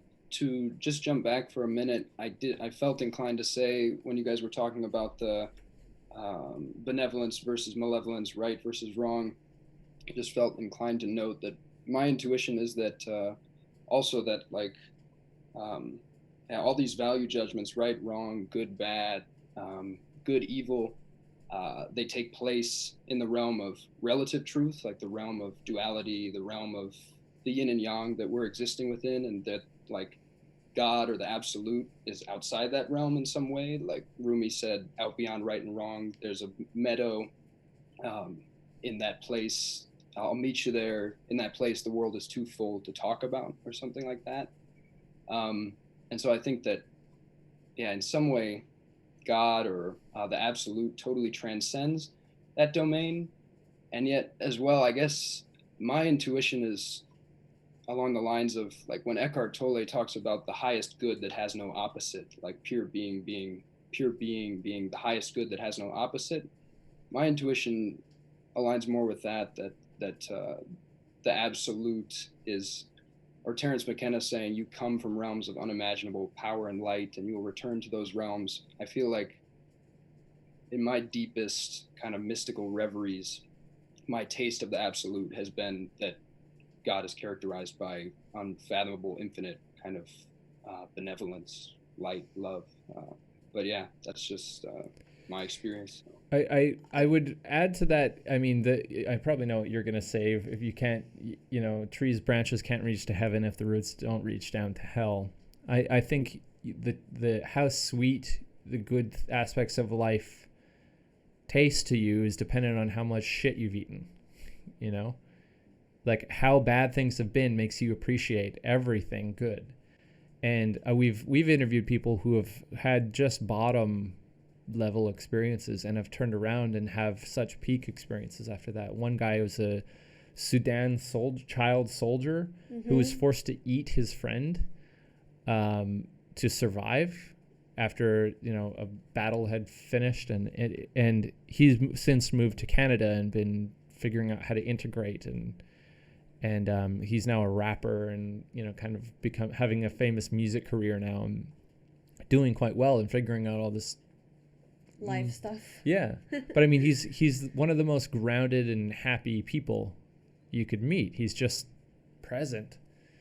And I think that kind of speaks to that. Like any person I've seen who have gone through a depth of suffering has also a capacity for compassion and a view of life that would be more akin to that blissful state you're describing, more than anyone else. I mean, I never meet more unhappy people than people who are just all about that love and light and not about the exploration of the shadow and dark side and the shit of life, because they expect life to be all of that love and light. They expect that life is oriented that way. God is that way. Everything should be that way. And then when life doesn't actually work that way, it leads to these depths of depression because it's like, it's not true. Oh, maybe it's true if I just try hard enough. If I'm a good boy long enough, maybe it's true. No, it's not true. Life still sucks, And so, it just leads to disappointment. It's all, which is why I keep talking about it from that value judgment perspective, that attachment to things needing to be right or good or God is good and all that stuff. It's like, it may be true, but your attachment to it will make you suffer. There's another thing that I wanted to add, actually. Your point about the Carl Jung, the tree can only grow to heaven if its roots reach down to hell. It's Sorry, I took that one from you. That's always yours. Yeah. But there's also something else to it. So I think that what these mystics are describing as kind of the highest good, I think, well, it's the highest good. And I would say that what that is actually is just life. Because we are living things. So whatever is the thing that is conducive to life, that perpetuates life, that makes us thrive, is what we perceive as the highest good. But that's just not all of it.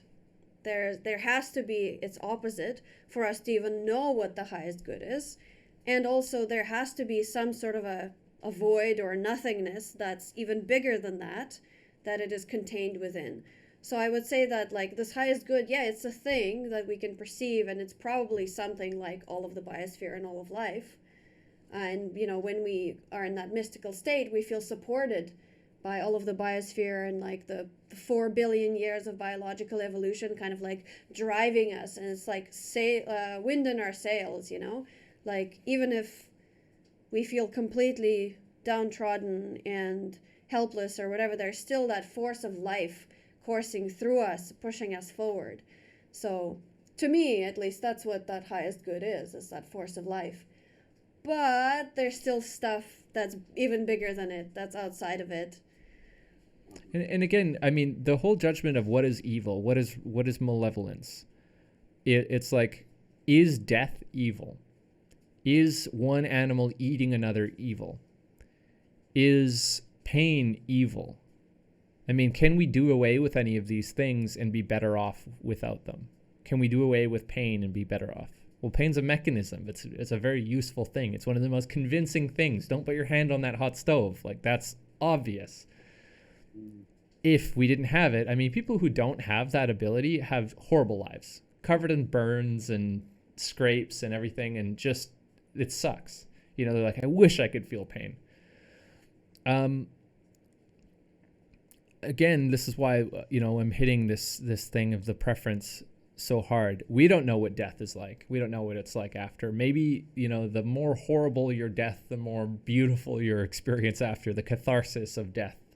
Even if death is nothing, it's just turning the TV off. Maybe that's what you want most after suffering, and that would be your version of heaven, just for all of it to stop.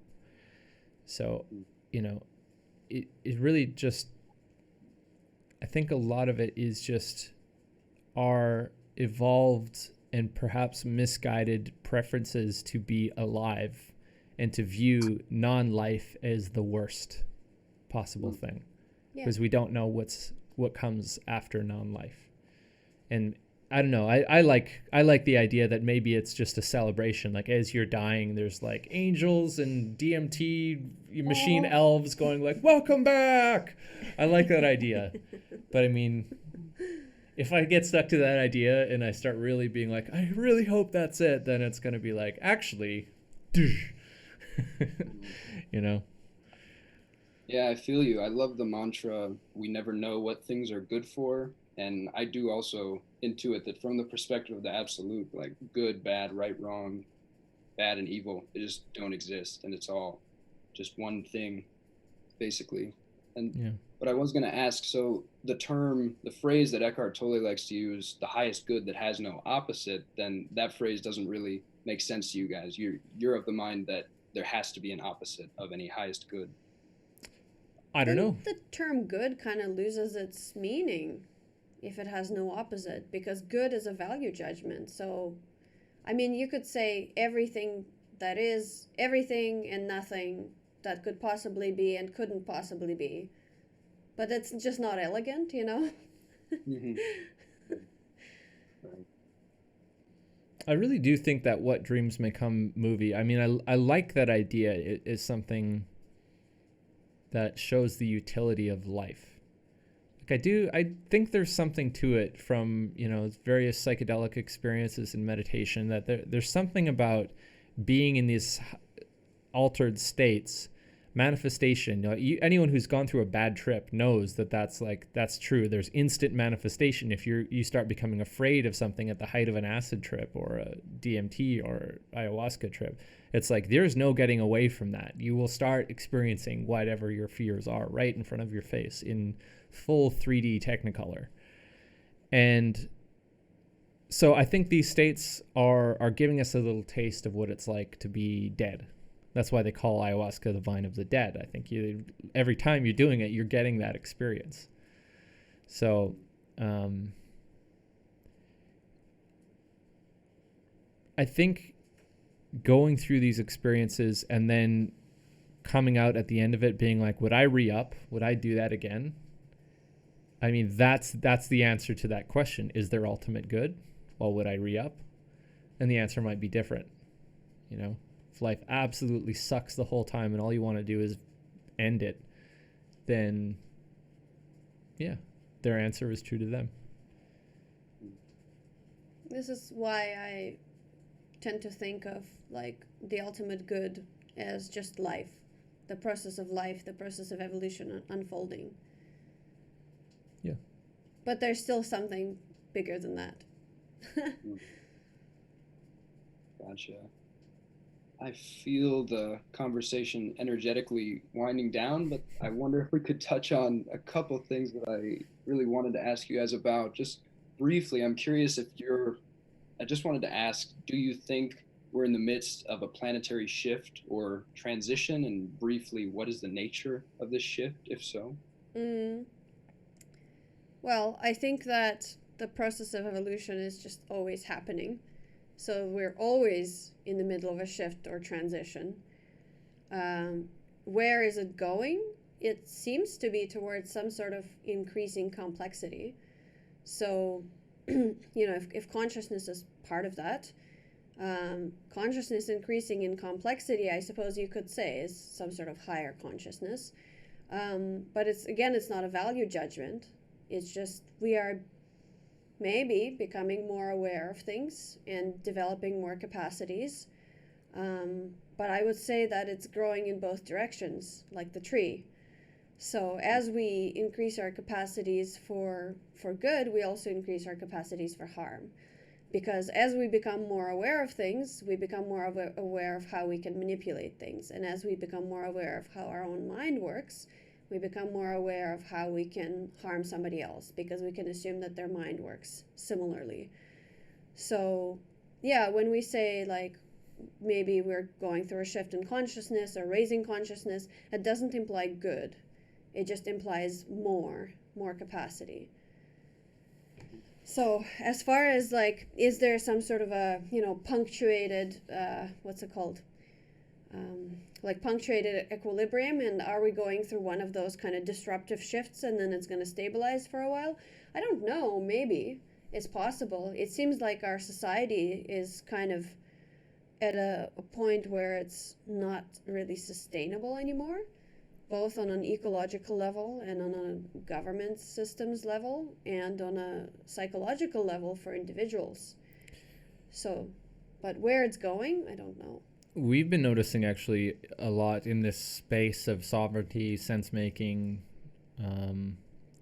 that there is a renewed, or I would say rejuvenated interest in these subjects and the practices of these subjects. And you can just see it in how many people are watching the content lately that we're creating, and content like it, like Rebel Wisdom has blown up recently, and the subject matter is quite similar.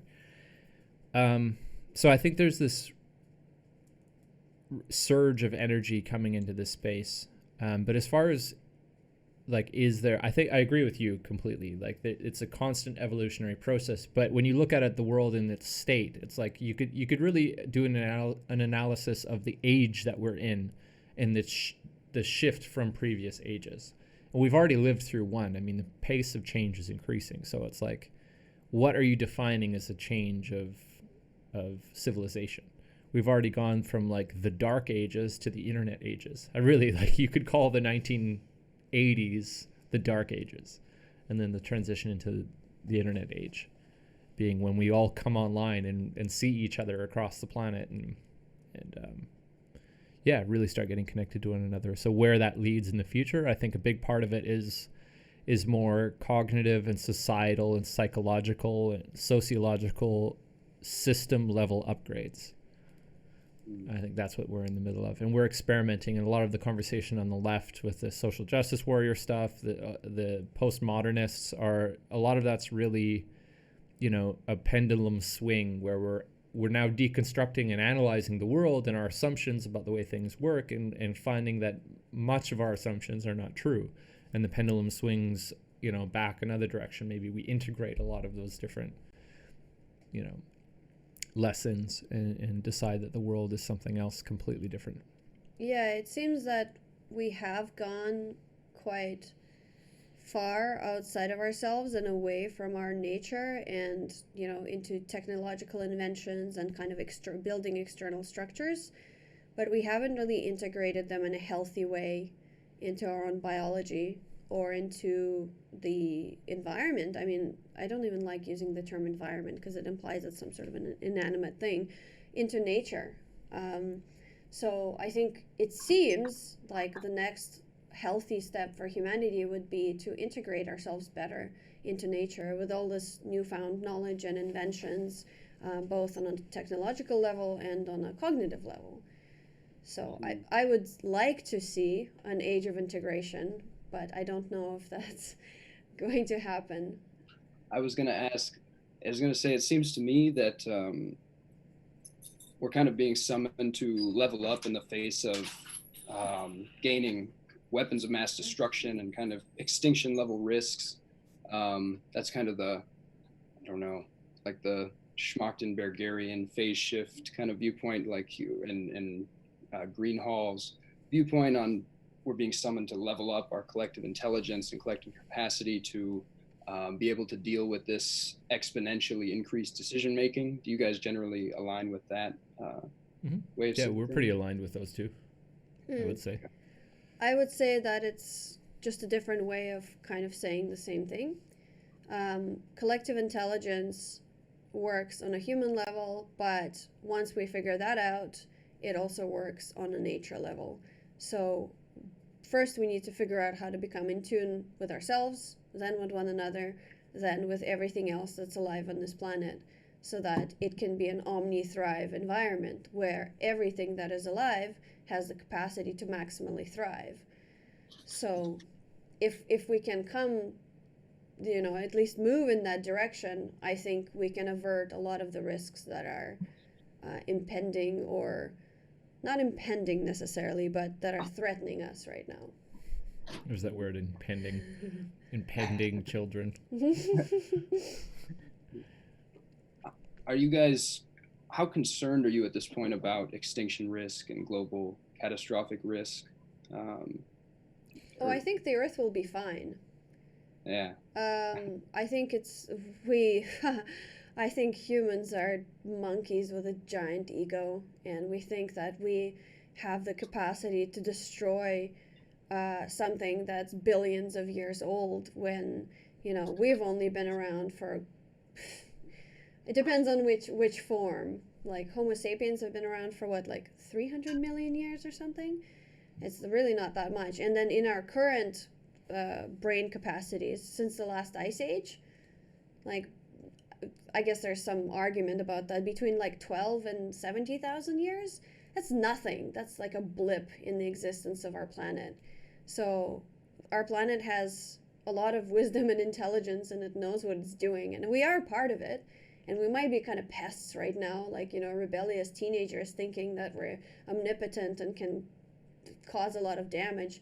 And we probably can, but I think the planet will be fine.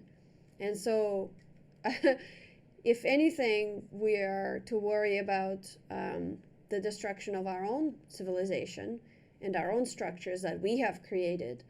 But as far as nature goes, it's incredibly resilient. It'll bounce back. Yeah, being in Bulgaria, you can see remnants of the collapse of of communism. And, they were quite industrial and trying to build factories, and it was all about production and support of the people and that sort of stuff. So they had factories all over the country that got abandoned after the collapse. And you can just see, without people whacking away nature, constantly pushing those lines away, nature encroaches and comes right back. So it's an effort to keep nature, to kind of wall off our little garden. Nature will come back. And yeah, it's really, I think you're right, it's really about our survival. Can we survive and be more in line? Because it's actually better for us to be more in line with nature. It's not like us versus nature. It really would be great if we could, have closed loop systems and just be more in tune, and not be in these little boxes, hyper condensed, where we all get diseases and don't get exposure to nature and that kind of stuff. It's we're as in Western society, we're increasingly unhappy and depressed, and curved spines, and we're evolving in a way that's not really good for our future. So I think just more integration would be better, and we're figuring it out. I mean, people are talking about it a lot. I think we're on the right track. And even as far as human extinction, I still think that's quite unlikely. Yeah. Because humans have come close to extinction a couple of times in our history. One time, I think, down to as few as 10,000 individuals, and we bounced back from that. So, and then the Bronze Age collapse was just catastrophic. That's the biggest collapse that human civilizations have ever witnessed. It was way, way bigger than the fall of Rome or anything like that. More cities disappeared during that period than any other period. And we bounced back from that as well.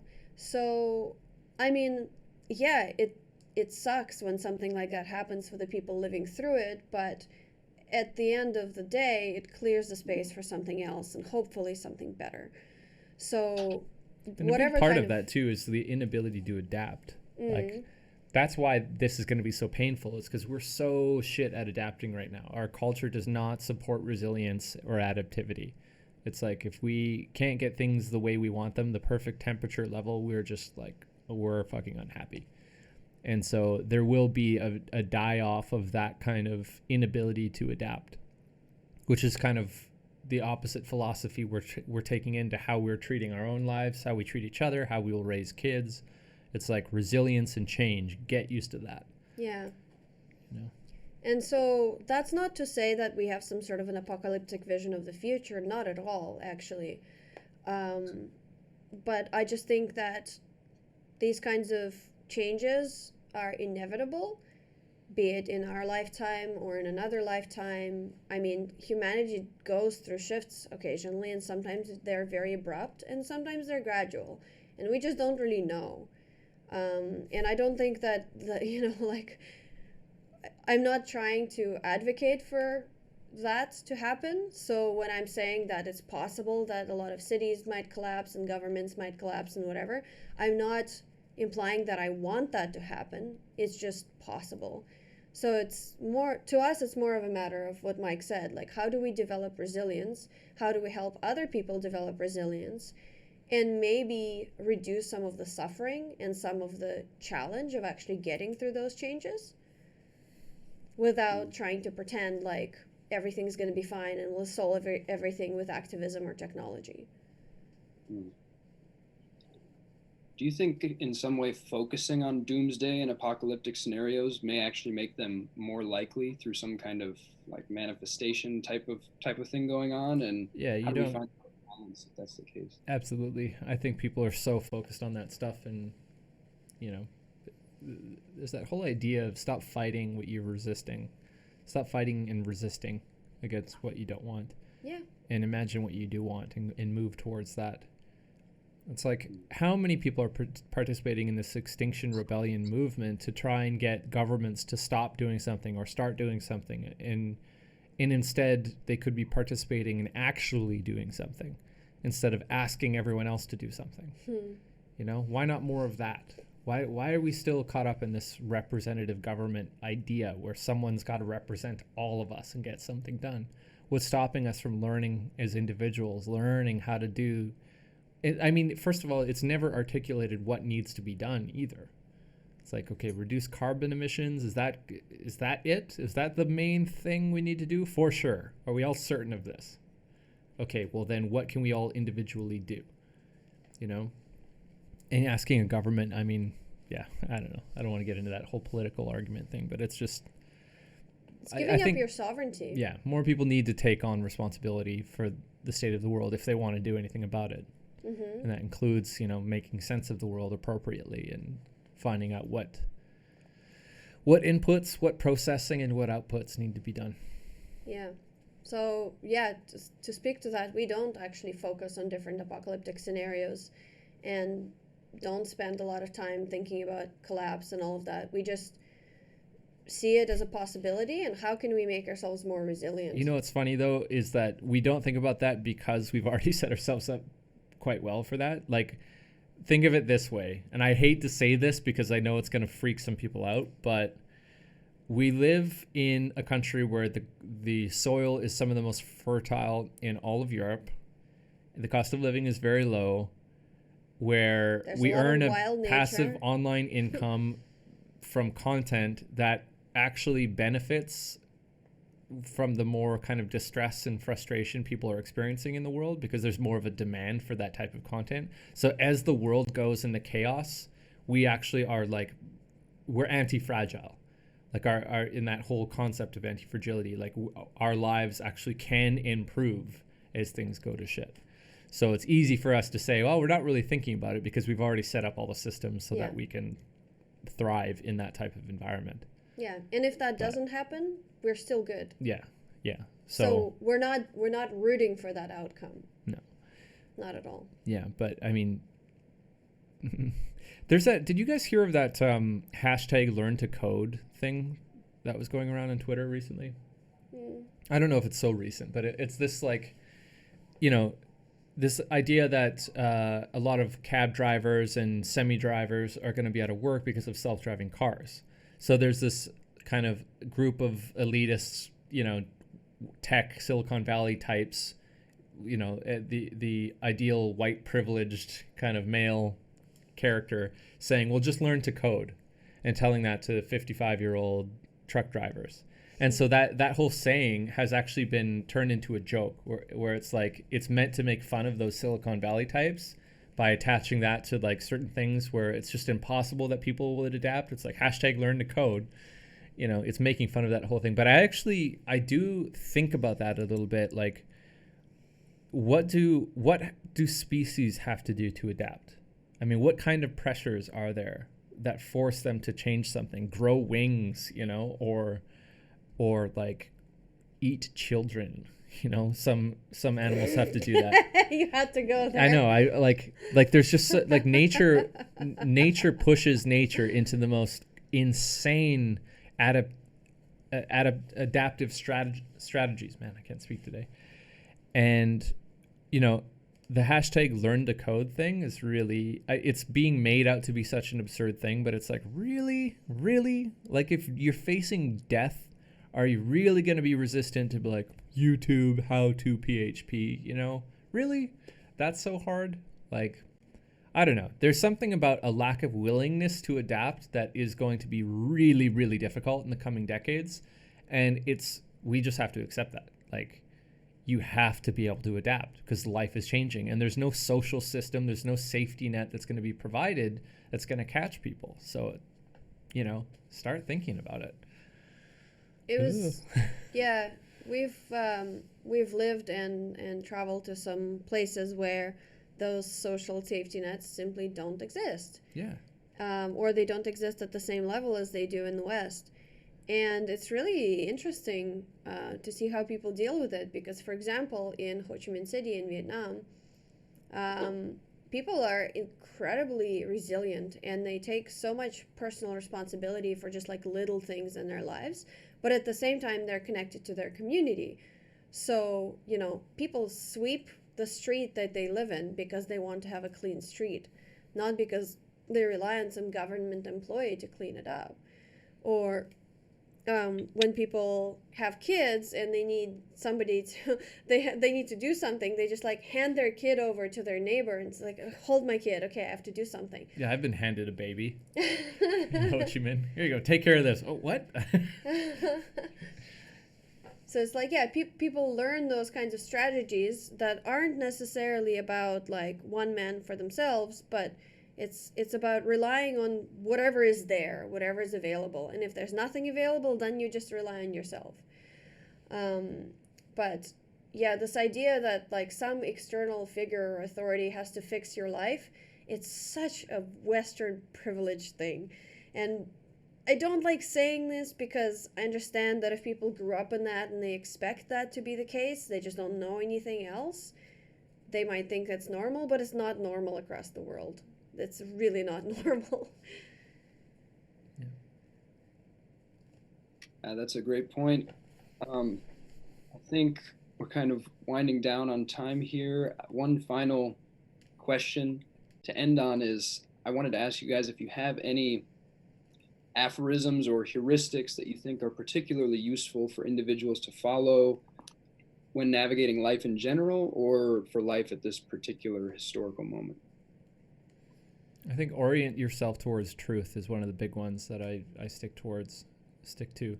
Speak the truth, act in the truth, seek the truth out. Do not seek to be something in the eyes of another at the expense of the truth, which is what we see in what occurs in public debate in the media all the time. People want to be right more than they want to find out what is true. And sometimes when you find out what is true, you realize you're wrong. So, often there's an unwillingness to face the truth because people would rather be right than see truth. So act truthfully, speak truthfully, think truthfully, seek the truth. Don't utter anything that isn't true. I mean, at the best, you can't always just speak the truth, but just don't lie. Start there.